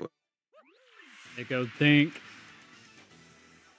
Thank you for your beautiful rendition. Mm-hmm. I had to use 2 masks on the Lakitu. That's a 90% chance for the Lakitu to run, by the way, but he just felt like sticking around, I guess. Gee, maybe you should have used a fright mask on the Dull Bones. I know. So I got 1 special move there. You must use 1 special move, which is never very good, but really the main problem with it is that you might get use a special move later as well, and then you don't have enough star power, so you have to sit there and appeal a bunch. That's really the big problem with getting 1 special. You just get it once though, it's mostly fine. Oh yeah, there's one thing that we didn't really talk about with special moves. Special moves require star power, which we can't actually see because we sort of messed up everything with our powers. We didn't get the magical map, which basically lets us see our points and accumulated energy for star points. So now you can sort of see a wheel at the top of the screen. That is one of the ways that we can see a little bit how much star power we have. And you can see that it's almost completely empty because Jake just used a special move. Now if we get a special move on the next fight, well, we're kind of out of luck and we have to build up more star power to use another one. Yep. Also, yeah, the Fright Mask dink on the Piranha Plant there is expected. It's a 30% chance for it to work, so we normally kill that plant. Good old-fashioned way. I'm getting this condition again, really. This is not good. This is, don't do anything for the first 3 turns.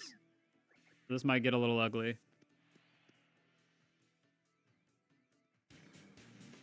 Because the fun thing about the hyper class is that they can charge and do a whole lot of damage. But thankfully there's this thing called super guarding. Okay, I don't think the repel cape is a problem. Status items are guaranteed to be used immediately. So I think by the time we want to actually attack him, the repel cape should be worn off, hopefully. Alright, we're immediately getting a charge, which is pretty annoying. Oh, actually, Now the repel cape is going to be around for longer than I would like. That's fun. But it doesn't matter. Wow, this is so bad. Yeah, friendly reminder that super we're good. guards, that's only a 3-frame window to press B. Regular guards are 7 frames. So you have Eight over frames. double. Yeah, 8 frames. Yep, you have 8 over frames. double the opportunity for a regular guard than you do for a super guard. I think that was 3 turns, I hope. Hey, this guy wants to throw me a mushroom. I might take it. Do I need that? Nah, I don't want it. Please just die. You son of a gun. Ooh. That's annoying.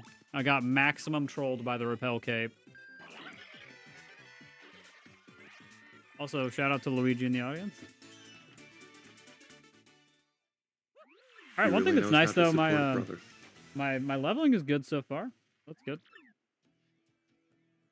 Except here's the part where I go away from the normal any % level routing because I wanted to get an extra level, so Shadow Queen isn't as scary. Shadow Queen isn't really ever hard in this route, but it is possible to die, and I'd like to minimize the chance of that happening. Take damage 5 times. Are you kidding? Oh my goodness. Guys, this is a pretty bad minor league. I'm not going to lie to you. Yeah, so all of those bad conditions that we talked about, almost all of them happened. Yep. I blame you, Linguini. As you should. I was the one that knew what condition was going to happen at the very beginning. So this is a big part of the run right here, is the RNG in Chapter 3. Sort of a big time loser right here. It can be a Did you just call me a reset big point. time loser? Yeah, I called Jake a big time loser because Wow, he dude. lost a bunch of time in this time loser What segment. the heck? It's really unfortunate, but there's not much that you can do about it. It does suck, though, that it's after a lot of hard tricks in the game. Oh, wait. I didn't want to do that. I wanted to use a fire flower. Oh, well. That's fine. Maybe I'll use a special move on the handed overs. Something. If not, I can just get more experience points later. It's not a big deal at all. Want that extra level, so Shadow Queen is nice and safe. Oh, and this is just a quick reminder. Now I'll remind you later as well to do the funny ending if you can. Oh, wait, you can't because this is JP. Well, paper mode ending? You can do it. Yeah, you can? Yep, paper mode ending is possible on JP. It just loses time. Right, okay. And you know how I feel about that. I love it. Yeah, big time loser as we were talking about before. Yeah, I actually got, what's it called? What's the condition called? No items. So I can't use an item. So that's unfortunate. We're just going to Earth Primer these guys.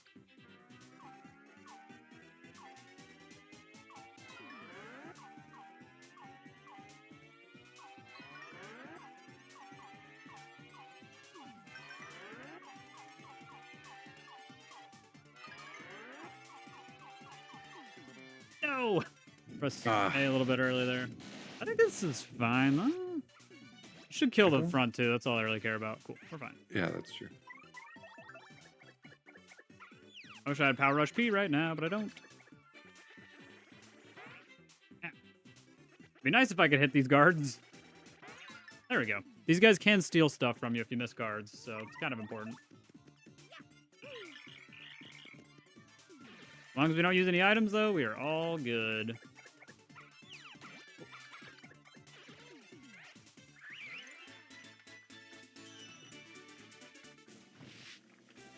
Very good time for a level up. Yeah, right. HP getting low there. Okay, BP once again. And we will talk a little bit about why I'm leveling up BP in just a little bit. Because I need to wear a bunch of badges. There's also a specific reason we want our FP at exactly 5. Yeah, we'll talk about that in a bit.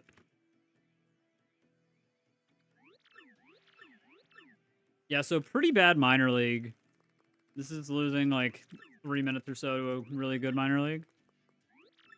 Maybe less than 3, but Less than 3. Less than 3. Less than 3. Less than 3. Yeah. But yeah, this is a really good example of how much time RNG can lose you, and there's nothing you can do about it. I Nope. mean, from these conditions, you can you can mitigate your losses a little bit, but ultimately it is up to the conditions you get. Yeah, there's only so much you can do. But we are done with conditions now. We don't have to abide by the last condition for Armored Harriers. As long as we run away from the fight, we'll get Yoshi. So, yeah. All good. Any predictors on the Yoshi color? Anybody? Who knows? Could be white or black or pink or orange or green or blue or red. Well, and a nice little thing to mention Blue? here is we don't actually have a Yoshi egg with us right now. Yeah. We'll explain why that's not super important later, but Yeah, well, just keep that basically, in the since we already back of had your a follower with us, frankly, the game was like, oh, okay, you're supposed to have an egg right now, but you got this Goomba with you. That's close enough. So, frankly, it just kind of pretends to be the egg mind. Which until unfortunately he hatches. means that we lose, frankly. Yeah, sadly, we do lose, frankly, but we get Yoshi, so it's kind of worth it. Huh? Oh, I forgot I took a break. I took like a 5-minute break, so this is an orange Yoshi. Wow, I was expecting blue. Well, that's cool. You don't see orange very often. Totally forgot about the like 5-minute break where in-game time was going up. That'll do it.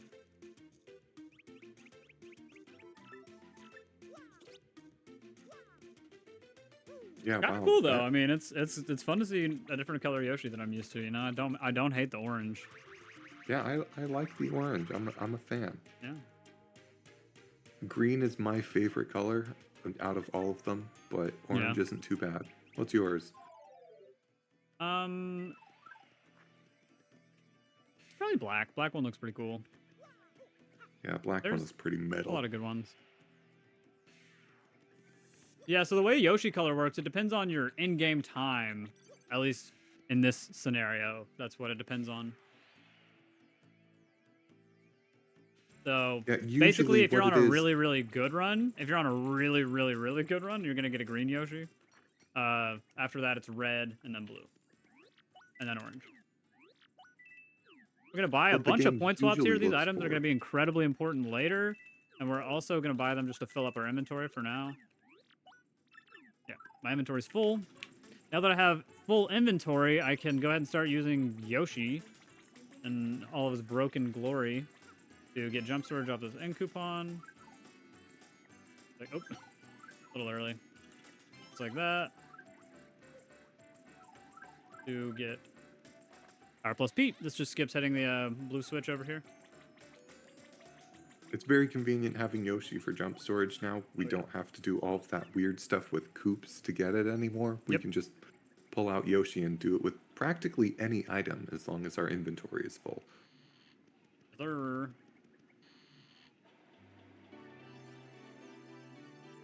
And yeah, point swaps, probably one of the, I assume, one of the very unused items by most people casually.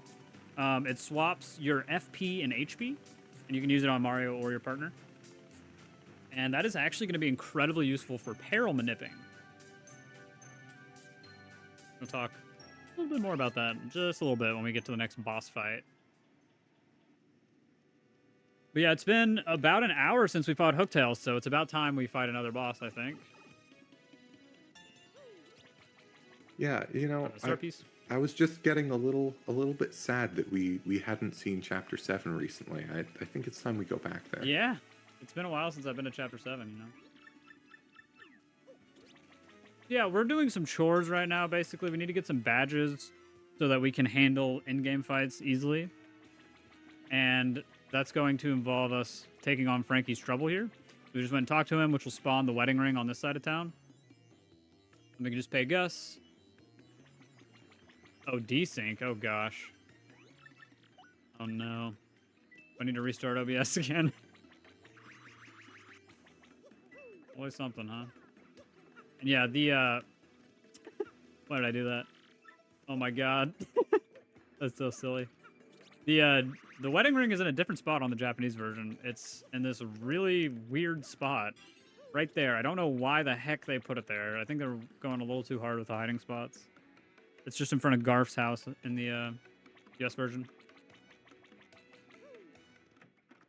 Yeah, that's a common factor that you see in a lot of games, really, is that some of the difficulty is scaled down for silly things like that when it comes to localization for US stuff. Mm-hmm. But Yeah, yeah, we're going to be man, that ring selling is all the impossible to badges, find. almost all the badges that we've been picking up throughout the run. Get a bunch of coins. Very, very efficient way to earn coins in this game.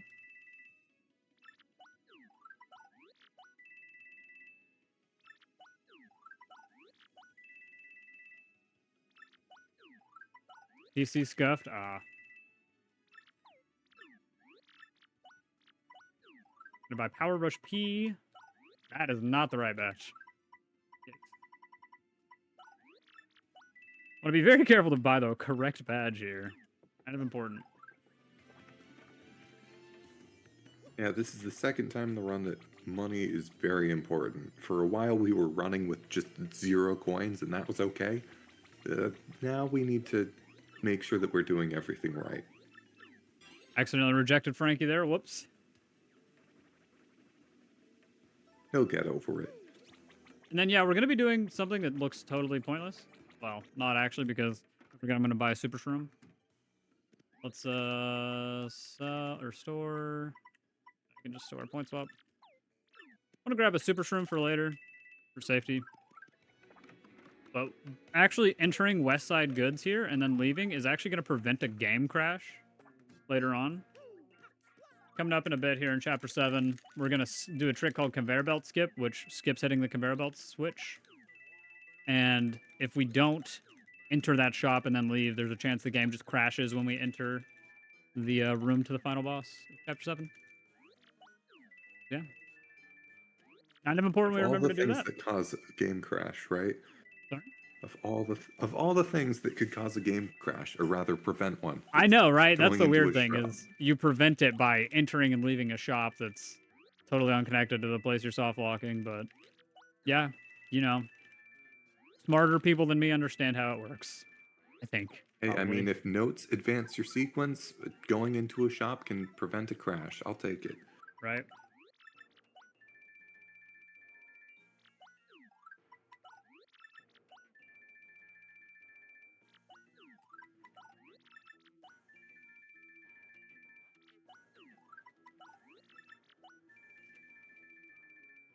All right, so all of these badges, eventually we are going to be equipping all of those badges and be dealing massive amounts of damage.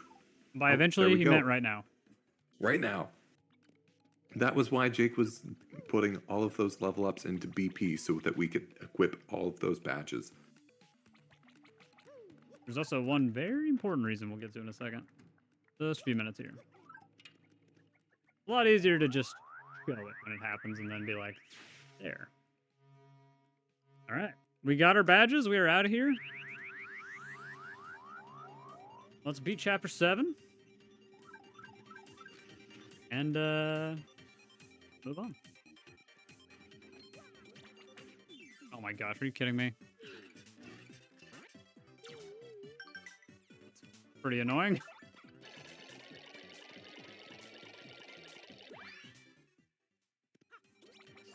Not really sure how that happened. Usually you can avoid him by just holding down right. And like switching to right. Yeah, we got the card keys earlier in the run. We also got the elevator key, which is what we used just there to open the elevator. Oh my gosh, this guy's in the worst spot. All right, really cool trick now called Fast Tiles. Very tricky on JP.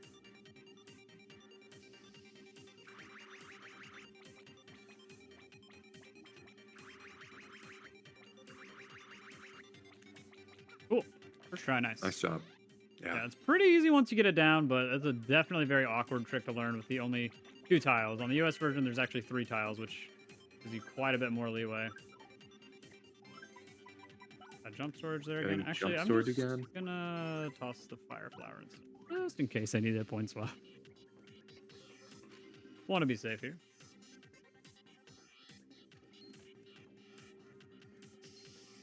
Yeah, we have jump storage right now, so we can't jump, can't get on Yoshi either. So these enemies are just slightly more annoying than usual to avoid. Now we're going to be doing a trick called conveyor belt skip.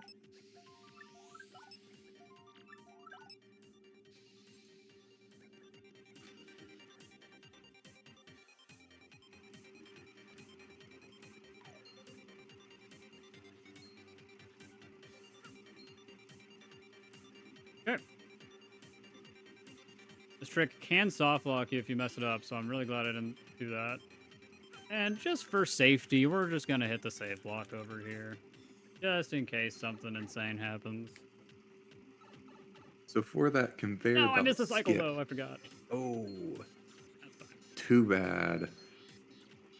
Definitely so for worth skipping it, this I think. first conveyor belt skip, we are skipping not one but 2 partners that the game expects us to use there, and instead we're just jumping over all of it. Yeah, it wants us to hit the switch with Bobbery and then use Vivian on the conveyor belt, but we don't have them, so we have to get creative. And it also ends up being much, much faster, so that's nice. All right, I guess I should have gone earlier. That's fine. Cool. Falling in the background there is really, really sad. Glad that didn't happen.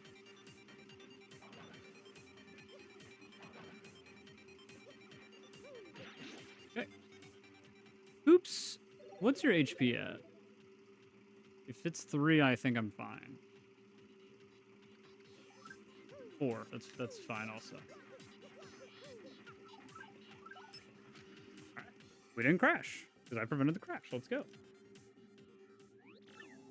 Alrighty. So yeah. It is time for the Magnus Von Grapple 2.0 fight. And we finally get to see the thing that I've been alluding to this whole time.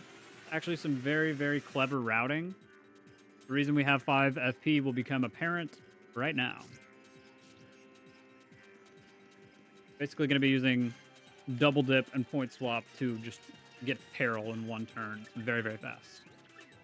But first, we're going to actually stall this turn out. I'm just going to defend with Yoshi.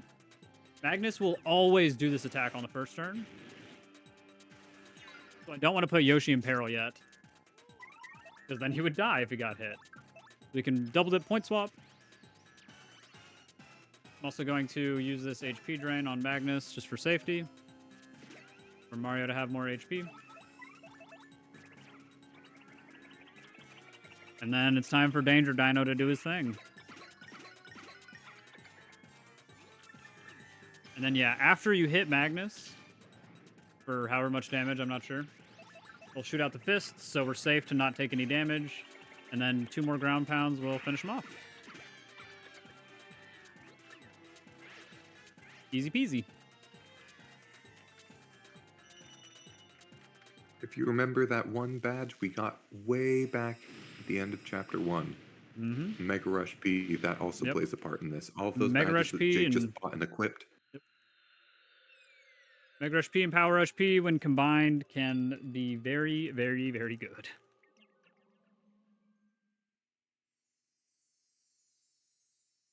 All right, so we got the 3rd Crystal Star of the run. Let's go. And that is the last Crystal Star. 3 is enough. 3 out of 7 is apparently good. It's a passing grade. Yeah, sure. Just don't think about it too hard.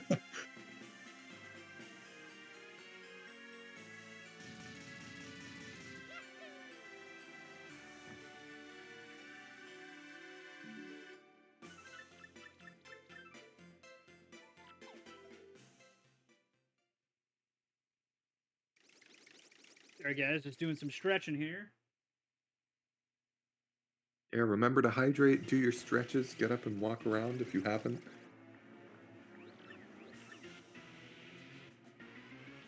Don't be like Bowser. He doesn't hydrate properly.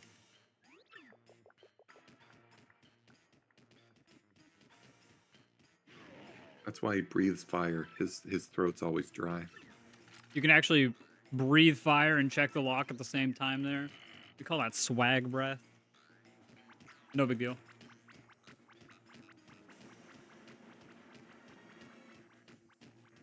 Yeah, that is true, Tart. There is a way to beat the game with only one crystal star, but it is much slower.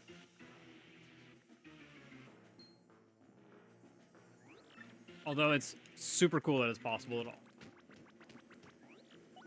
Oh, I meant to press up A there because it's the slightly faster text option, but that is okay. But yeah, so I guess we can talk a little bit about Palace Skip now. Kind of the central part of how the any percent route works. So now that we have Yoshi and we finished Chapter 7, we can go straight into Chapter 8. And since we have Yoshi, we can do this trick called Palace Skip, which skips a lot of stuff. It skips completing Riddle Tower and getting the palace floor lowered to reveal the bottom half of the palace. So that skips needing Flurry, that skips needing... I don't think you need Vivian actually anywhere. But you need Ultra Boots, you need Bobbery, Boat Mode, you need a ton of stuff that we don't have. But since we can do Palace Skip, we can just kind of run to the room where we do the trick. And then we can do a bunch of crazy stuff to get to a loading zone that is under the map. It's under the map, but it's still loaded. We also are skipping 2 bosses by doing this as well. Oh yeah, that's true. Yeah. It skips fighting Gloomtail as well as Shadow Sirens. Even though there's a way to skip Shadow Sirens that's allowed in glitchless. So, just saying.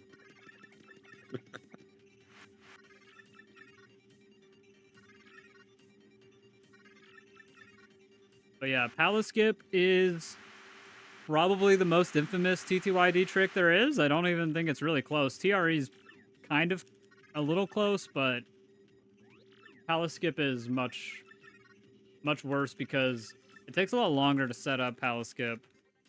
Whereas something like TRE, you can just kind of do attempts over and over and over very quickly.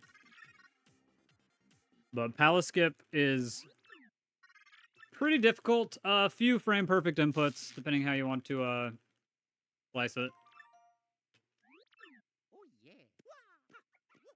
Another part of what makes Palace Skip is so notorious is that on top of it being very difficult and needing, multiple frame perfect inputs, there's also RNG thrown into the mix. We need to get an item drop from an enemy, which doesn't have the greatest chance to spawn. Yeah, I believe it's a little less than 20% if we have a badge equipped called Item Hog that we're about to grab from Dazzle.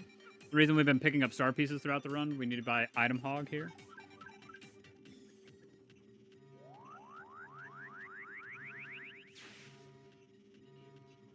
Alright, I need to make sure I remember to get the shooting star. I'm not used to grabbing the shooting star in this route, but I need it for inventory since I use the HP drain. I made it super big in my route, so I don't forget.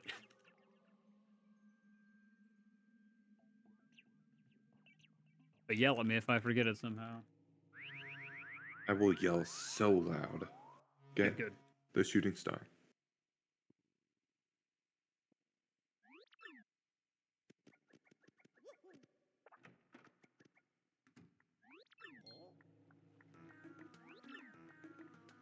All right, so we need to get over to Dazzle. Dazzle's on the right side of this room, and we need Ultra Boots or Tube Mode or Bobbery to get over there, and we have none of those. So we're going to get Jump Swords instead.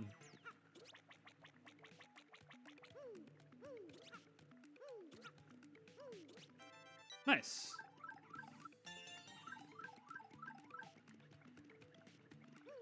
Yeah, you can just kind of use Yoshi and kind of buffer into the email like that and get Jump Swords pretty easily. Whoops.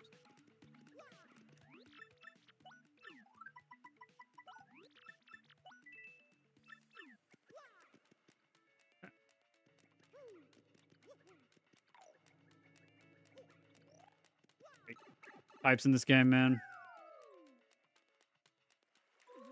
Pipes are just really hard to get onto. It doesn't matter how long you've been doing it. Got to defeat Underchomp with it. Not that game. I'm not talking about SPM.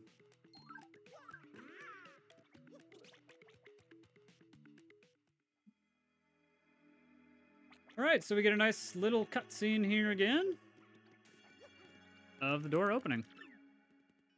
Second time we've stepped on this pedestal, and it's already opening the door. 1,000-year door, more like 1 hour and 52-minute door, right, guys?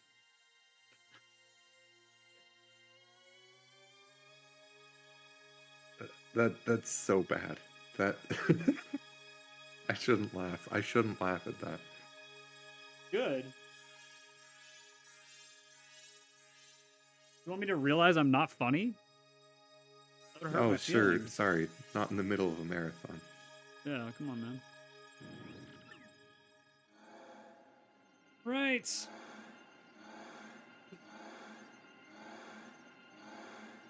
we do have a contingency plan. Hopefully it's not necessary, but if I get really bad RNG and the game doesn't want to give me an item, I'm going to use a backup save file where I have Ultra Boots. Because with Ultra Boots, you can get tech storage without the need for an item. So I can just finish the run out on that save file if it comes to that. But we're going to give it a few tries, definitely, to get the item. I don't know why I hopped on Yoshi there. You can't go into that loading zone on Yoshi.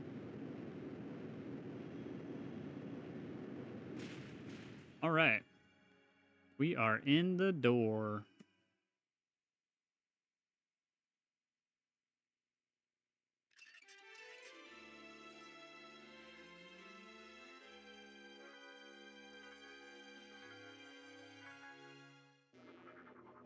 Shooting star. I was just about to say that.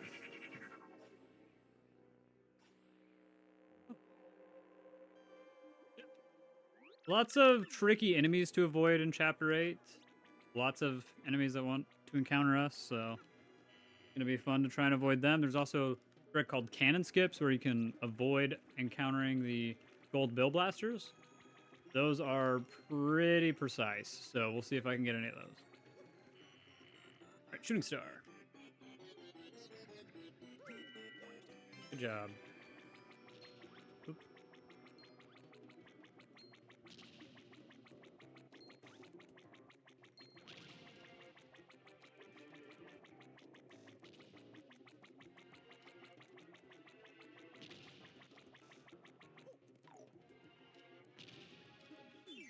Darn it. Very, very tight window to jump through to actually skip those. Not exactly easy.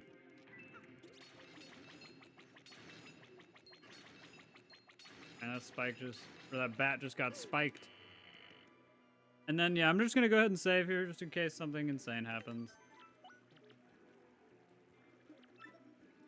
But there's actually an HRG we can do here if we just hover with Yoshi. It spawns us right in the middle of the room. Nice hazard respawn glitch. Nice callback to blooper skip in the very beginning. Okay, perfect. That should work. Yeah, so basically we're going to try and encounter this Ember during a certain time in the fire bar cycle. And if done correctly, we can just get on Yoshi. Oh gosh. Yeah, that's not working. I think that probably would have worked if I didn't accidentally hop off Yoshi a second time. That might work. Yeah, we just need to encounter the Ember at a certain time in the cycle. It's not precise. It's a very generous window. But because the Phantom Ember likes to move around a lot, it's kind of annoying. A lot of people choose to do a different strat. There we go. Just barely. A lot of people choose to do a strat where you use Koops to encounter the Ember. A little bit more consistent.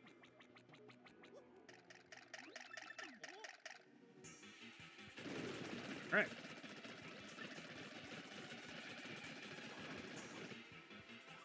We're going to switch to Koops here. And just like that, you can actually snipe Dark Bones with Koops. Very nice. We're just going to double dip a shooting star. And then we're going to point swap on Koops to get him into peril. This is why I was concerned about the amount of HP he had earlier. Because if it was less than three, I wouldn't be able to power shell.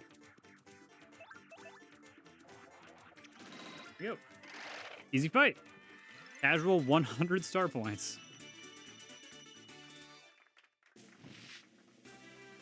Yeah, not much you can do about leveling up here. Granted, we don't care about our level being too high, because we've avoided most fights from the beginning of the game.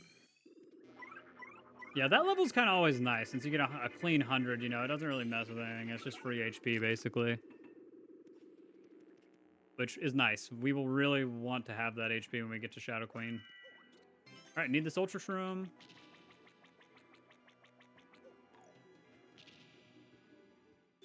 Man, my cannon skips today are not working, darn it. Maybe I can get the last one. It is really tough, like I said. Oh, Even no. the squeeze between the bullet bills that are coming out of the cannons, getting between those is also a little bit trickier than it seems. The heck was that Ember just doing?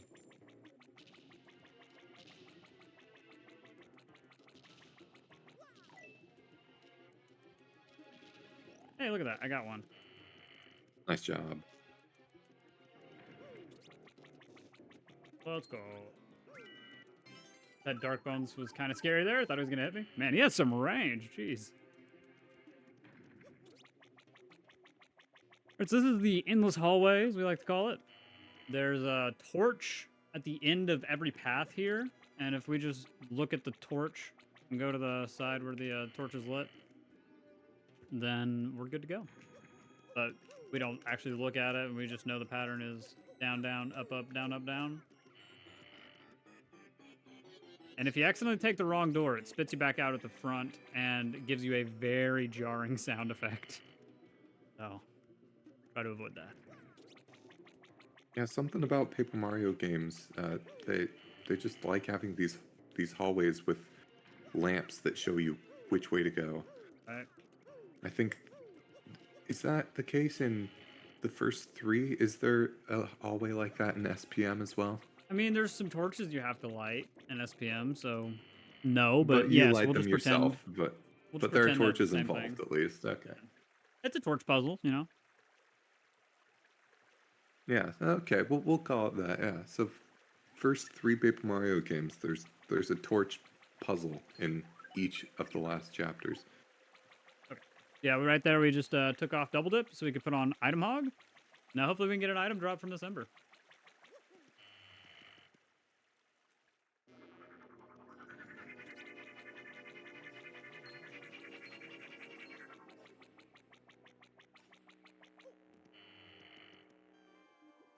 Time for Palace Skip. Okay, we can... I'll try and kind of explain Palace Skip as it's happening. It is a very involved trick, so it'll be a little bit tricky. But basically the first thing we're going to do is kill the Phantom Ember and hope it drops an item, and if it doesn't, we're going to reset. I think I'm going to give it about 4 tries before I use the other save file, because when I switch to the other save file, I'm going to give it another shot, too. I still have to kill the Ember to make the... Or at least to be able to do the trick easily. So... Give it 4 tries and then switch to the other save file with Ultra Boots. Here we go. So, since Yoshi's in peril, we can just gulp to end this fight in 1 turn. Let's hope I get a first try item drop. Come on.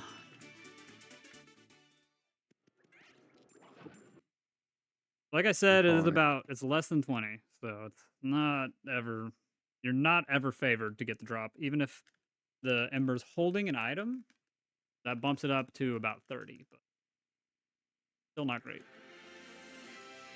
It's going to be second try. I can feel it. Either way, not a big deal. We will get it one way or another.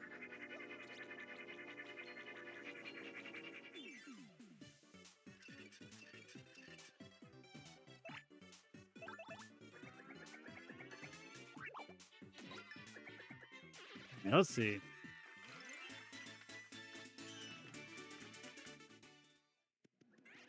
Hey, look at that. There we go. We get to try and play the game. Yeah.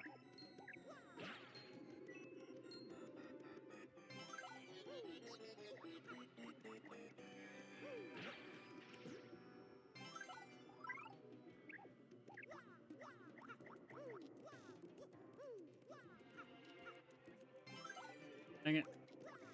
Yeah, basically, I guess I could explain what I'm doing. Basically, what I got to do now is move to a certain spot and toss the item, and then I hope it goes towards the Ember Zone. And then I'm going to have to switch to Goombella and do these jumps where I'm not holding a direction while I jump. Oops. So I'd basically do that to get Goombella off screen. And then if I use Goombella and grab the item at the same time, I can... Oh my... I can get text storage. Try and do that again. Alright. So we're not done with the item RNG, because it still can mess with us if it doesn't go the right way. Good lord. Come on. This is frame perfect, by the way. There we go. That's the first part. Now that I have text storage, I'm basically going to do a setup to get Yoshi into the wall. After I run away, I hope. Good. But first, we're going to save this item. So if I miss the teleport, I can give it another shot here. Just like that. The item won't go away, no matter how long I wait. Yeah, we basically have to run to this kind of precise location. And then do an Ultra Hammer spin like that 2/3 of the way. And swap to Yoshi, and Yoshi will be inside the wall.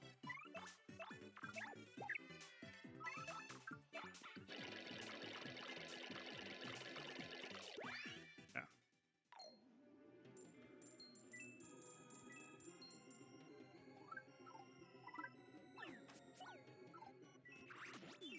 Like that. Wow. Nice job. Wow. I do not believe that just happened. What the frick? So I have to hold a certain angle here to fall in the loading zone now. Like that, pal skip. Nice Easy job. money. A little bit of an explanation for what exactly Yeah. happened there. Sorry about that. It's a little hard to explain while you're doing that, you know?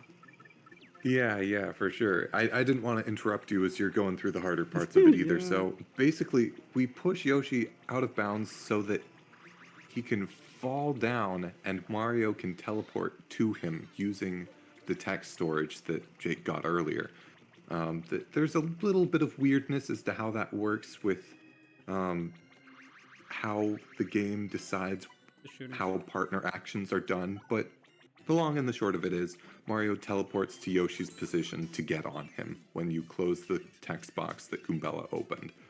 And when Yoshi is under the floor, that's the perfect spot. It is a very tight frame window, 1 to 2 frames, where he's in a good spot where Pal Skip will actually work.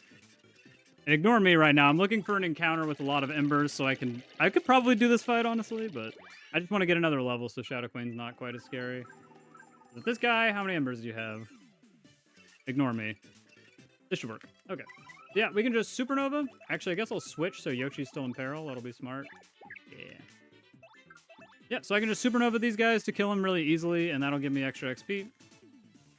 But yeah, that was a really good Pal Skip. I'm definitely surprised I had Pal Skip first try. I was not expecting that. For the longest time, that was a frame perfect trick.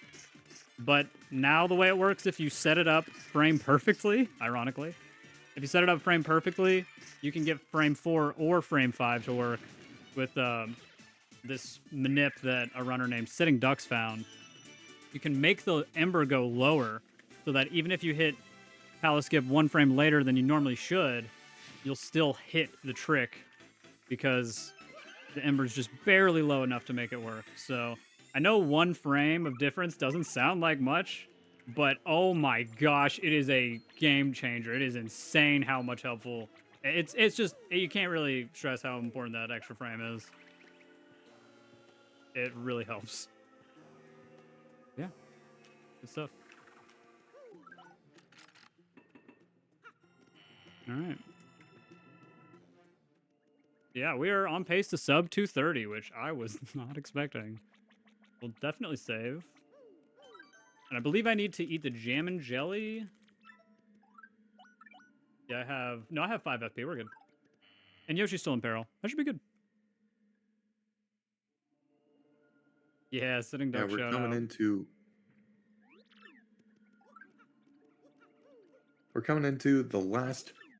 the final stretch of the run. Really, it's just a boss rush, and we're gonna just wipe all of them out really easily Yep. with Yoshi. Yoshi's just super strong at this point. All those Man. badges and being in peril, he does tons of damage. It's true. I'm sorry. I can't believe I had to tip Halkid first try. I was expecting that to be so much worse. May not have made that trick look very hard. That is a very difficult trick. I usually pull my hair out trying to get that trick, so that was awesome. Let's go. Okay. I put double dip on. That's great. Good for me. Good job. I was a little bit worried about that, but I thought I put it on. So yeah, we're just gonna... Oh, wait. I don't even need to double dip. Why did I do that? Yoshi's already in peril. Just need to use the Ice Storm. Alright. Yeah, we can just use the Ice Storm to get rid of all the Grotus X's. So we can attack a Grotus and a 4x ground pound kills. So, yeah. Easy peasy. And it's nice to not level up here. It's kind of the important... It's really probably the most important level in the run is not leveling right here.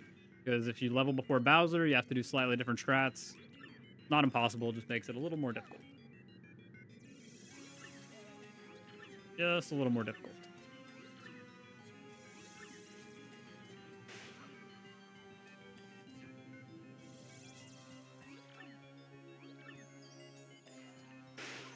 Man, frame 5. Let's go. Love to see it.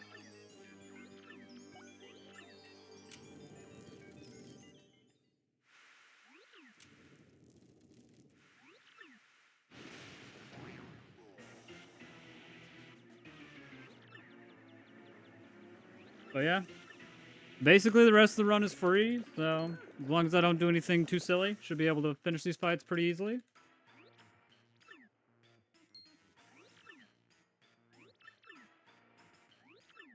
We're about to very much clown on Cammy.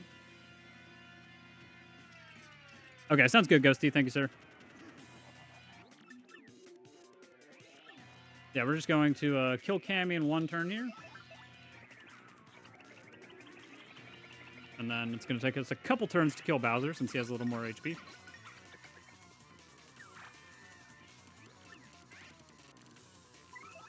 I was so ready for a bucket, dude. I was ready for that bucket. Didn't happen, though. That's one of the worst places you can possibly get a bucket is when Yoshi's in peril or, you know, anybody's in peril and you're doing damage with them. That super guard saves a couple seconds. It skips a couple text boxes that Bowser would normally say if you let him damage you. And yeah, just like that. Bowser's dead. Bowser's a little bit of a pushover in this game. Just a little bit. Not a free boss, but it's pretty easy to super guard. All right, 25 HP. We got extra health. We're chilling. There are a lot of enemies in this game that do not have very well telegraphed moves, so it's hard to tell what the timing is to guard them. Bowser is very, very polite in how he attacks. Yeah. Yeah, I guess I could mention that there's lots of attacks that are not super guardable on the JP version, and Bowser's Fire is one of them. You cannot super guard Bowser's Breath on this version of the game, so that's important to note. Also, lots of boss attacks like that. Yes, thank you. You don't actually do it now, though, but yes, thank you. There is a way to enter this door in paper mode if I had Bobbery right now, and I would love to do that, but I don't have Bobbery. No. How did Bowser get into Chapter 8? He just followed everybody else, man. Me, when I see Bowser in Chapter 8, so they just let anybody in here, huh? This guy.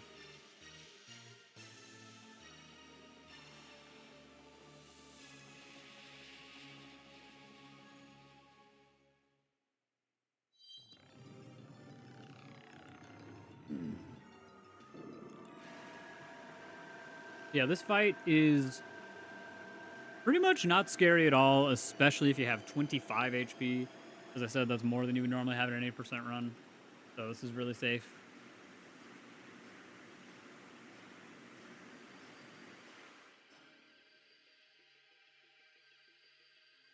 No boss was with us all along. True.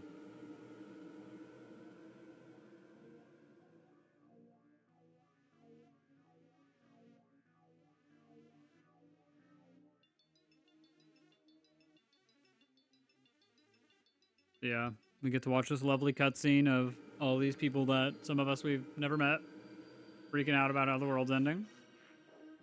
Pretty fun. Well, we met some of these guys.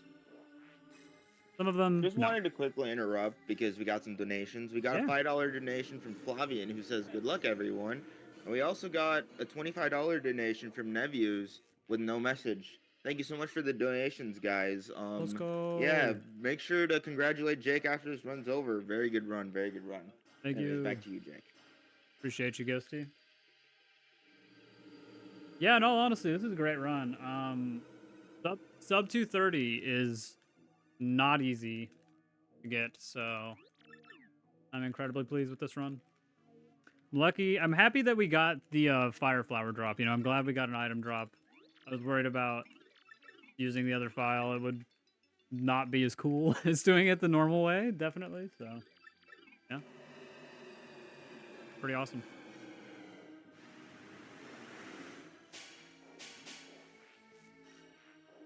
Guess I can talk a little bit about how Shadow Queen works. It's actually very... It's a little unique. Usually bosses in this game are not that complicated. They just kind of attack sometimes and, you know, change up their attacks depending on one thing or another. But with Shadow Queen, once we do, I think it's like 43 damage on the Japanese version, maybe like 67 on US or something like that. Once we do a certain threshold of damage, Shadow Queen will transform. That starts phase 2. And during phase 2, we basically need to attack Shadow Queen 3 separate times on 3 separate turns. So that also means we have to survive 3 turns. But once that ends, then we'll push on to the last phase. We get healed at the beginning of that fight. So it's pretty easy to plan for. But yeah, main thing here is being able to survive for 3 turns. Sorry, what, Linguini? I said, any Goth Beach enjoyers Just in wanted chat? to interrupt for a bit again because we finally reached. Oh, sorry about that, but we got $30 from Nevu again, who said, "Let's get that donation goal." And with that, we finally have another donation goal met. Yo! Let's go. Heck yeah. All right, back to you, Jay. Thanks. All right, so if I go down A here, I end the run, so thankfully I didn't do that. We do not want to serve Goth Peach.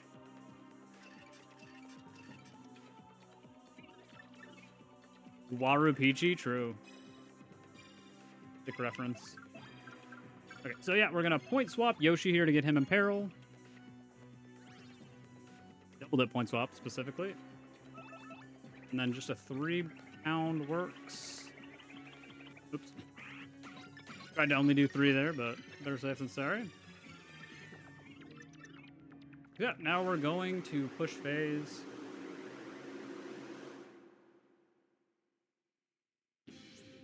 And since Mario has a ton of HP, I'm just going to keep him in front. I'm going to have Yoshi heal. Be as safe as possible. I have a life shroom as well, so really nothing to worry about.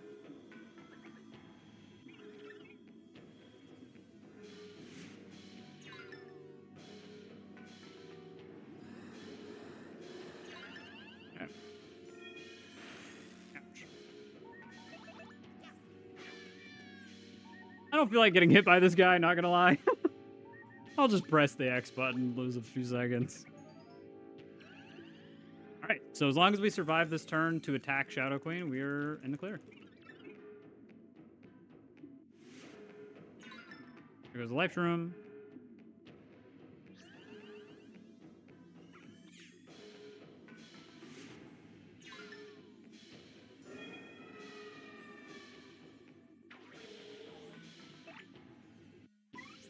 Dude, you're kidding. Oh no. This could be really bad.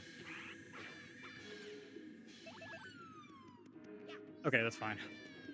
Woo! If Mario decided to swap partners, I would have been so screwed. Woo! Of course, the one attack that I didn't want to see is what I got. That's scary. Man, Yeah, Jake confusion and in I this were game. talking just before the run about that one move that can make you confused. Yep. Yeah, and also, I don't know why paper mode ending didn't work there. I was holding R. It just didn't happen. I don't know. Yeah, that is a really weird guard, too. Like, it's a very, very awkward timing to react to because it's super, super late. But we're okay. It's fine. Everything's okay. Anyway, but as you were saying, Jake, confusion in this game basically makes it. It's a certain chance for Mario or the partner, whoever's confused, to do a random action and also target anyone. It could even target a partner like Mario did just then. Yep. Yeah, one of the worst things that can happen there is if Yoshi's in peril and he's confused, he can choose to attack Mario, which will kill him. Because, you know, Yoshi's in peril and he has really high attack, so. But also, switching from Yoshi there would have been incredibly bad as well, because I really need to end this phase with Yoshi out. So I don't have to switch to Yoshi at the beginning of the next fight. Is the world saved? Yep. That's right, Seiji. You saved the world. Almost, actually. Almost. We're basically And just done. give it an extra few minutes. The world will be saved. Getting close. This is a really laggy cutscene in particular for some reason. I don't know why. This one's really bad. The rest of this cutscene isn't that bad. But yeah, a lot of guys that we never met. I don't know who these people are, not gonna lie. They're probably not important. Probably not, no.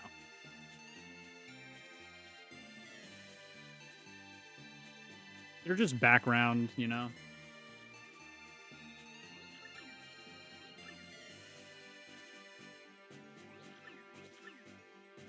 Yeah, about 4 minutes behind my PB. Which is kind of nuts. Didn't expect that to happen in a marathon. Pretty solid. And keep in mind that most of that time loss was just due to RNG in Chapter 3. Yeah. Yeah, pretty much. I lost like... How much did I lose? I think I might You supposed said to open. about 3 minutes. 313 to my gold, yeah. Really solid. Thank you, guys. Yeah, like I said, I'm a little disappointed I got it fast. Because people that don't know how Palace Skip works, you know, you don't really get the... You don't get how hard it is if you see somebody just get it really fast. But take my word for it, it's a pretty difficult trick. Yeah, something can go wrong in any of the steps that Jake Yeah. was doing, and he got pretty lucky with the item dropping the second time, and Goombella was nice. Yeah, Goombella buffers took... Or yeah, the delayed Goombella buffer into the item took just a little bit longer than I would have liked for sure, but that's fine. The fact that I got the teleport first try is all you can really ask for. Yeah, the big frame perfect, well, two double Yep. frame, semi frame, Two frame perfect? I don't know window. how you saying that. 2-frame window. 2 frame window. Mhm. Still a very, very tight thing to get with, like, just... It's just muscle memory, isn't it? Because it's not really a visual cue. Yeah, no, there's a visual cue, but yeah. For a frame perfect trick, how helpful is a visual cue, you know? Like, it definitely helps, but it can only go so far. Everyone presses X right when the hand goes off screen on the pause menu. I think that's a visual cue pretty much everyone uses. Yeah, we're just gonna double dip Bushi. and a point swap, and just destroy Shadow Queen.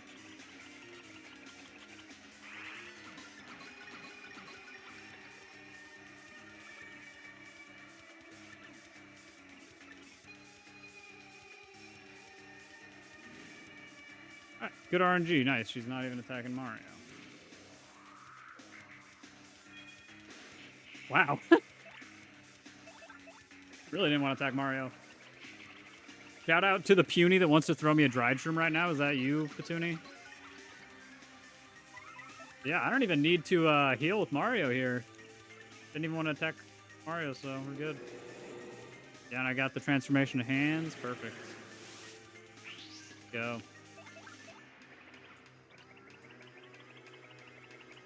You can fill this one up 3 parts of the way, and that is GG's. You still have to mash through text here for about 6 minutes, so it's not quite over. But that is a world that has been saved right there.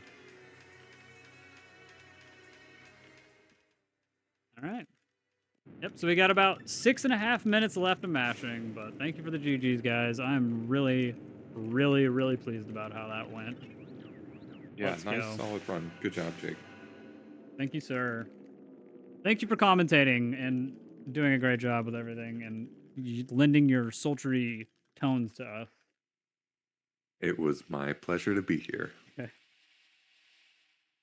Yeah, if anybody wants to get into speedrunning TTYD, I'm just going to say I'll recommend it, even though that's like, it's a fun game to speedrun. It gets frustrating once you get to a certain level, but, you know, that's how speedruns work. But it is incredibly fun. There's some frame-perfect tricks, obviously, so it's challenging, but if you like a challenge, I would definitely recommend it. It is a speed game that you can do for a long time because it is really hard to get a good time in any category, really. So it's got a lot of replayability where speedruns go. So yeah, anyone who's interested, I would highly recommend you join the TTYD Discord. A lot of really friendly people in there that are always willing to help with stuff. So yeah. Yeah, there's a really great community behind TTYD speedrunning, and we're gonna see some new stuff coming up too with the release of the remake, which I think will also be very cool. Yeah, it's got so people really excited, including myself. There's going to be a lot of stuff going on, and I mean, even in the regular, shall I say, old game, there's still going to be speedrunning for a long time. It isn't with so much that goes into it. There have been so many changes to the route over years and years of finding new tricks and glitches, and so you maybe only saw maybe 20% of the glitches that are useful in different speedruns across different categories. I'd say it's a lot lower than that. It's just a tiny fraction. There are so many cool tricks to do in this game, and a lot of different cool categories to do them in. So yeah, if you're interested, there are definitely a lot of people that would be happy to help you out. Absolutely.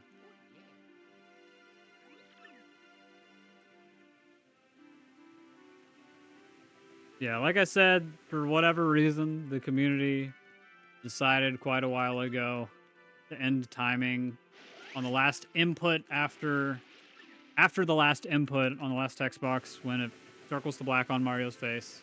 That's when time ends, so coming up in about 3.5 minutes here.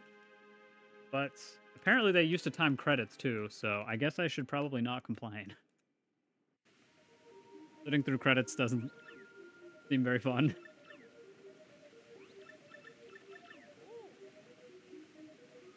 But yeah, shout outs to the TTYD community in general.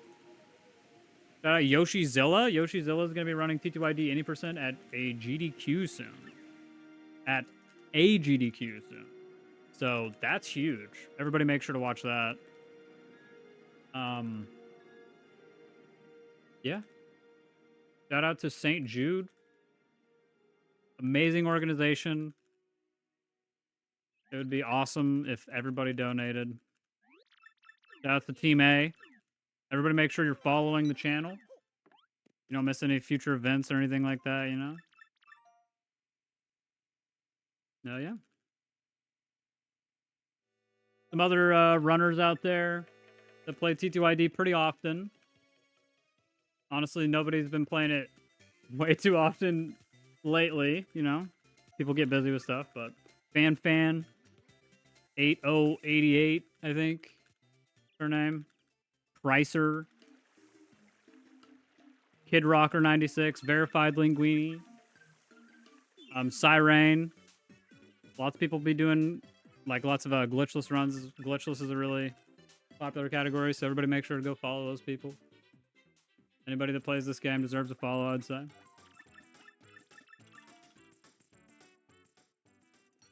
Yeah. Pretty much all the shoutouts I think I have. I'm really excited for the SPM race with Tart Apple and Cora Floof.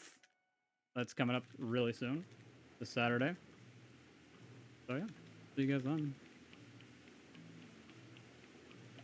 Gonna be gearing up for that next.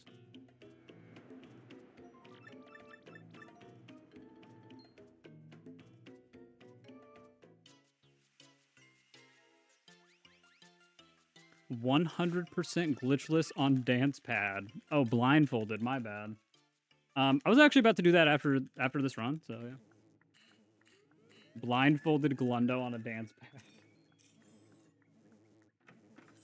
Yeah, man, have you seen the crazy route for that? Some really cool tricks for blindfolded on a dance pad. Dance pad exclusive glitches, you know. Yeah, the little known dance pad that could be hooked up to the Nintendo GameCube.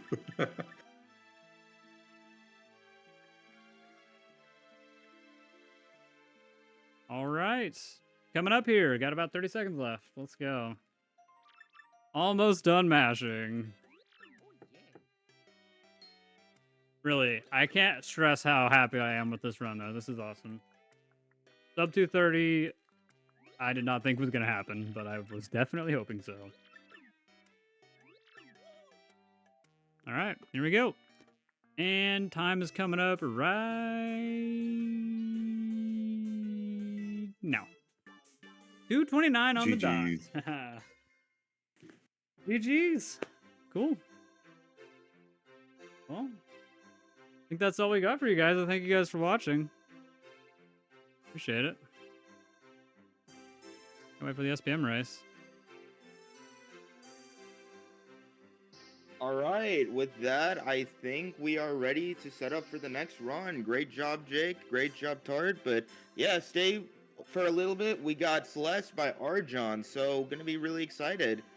Make sure to stick by and stay nice.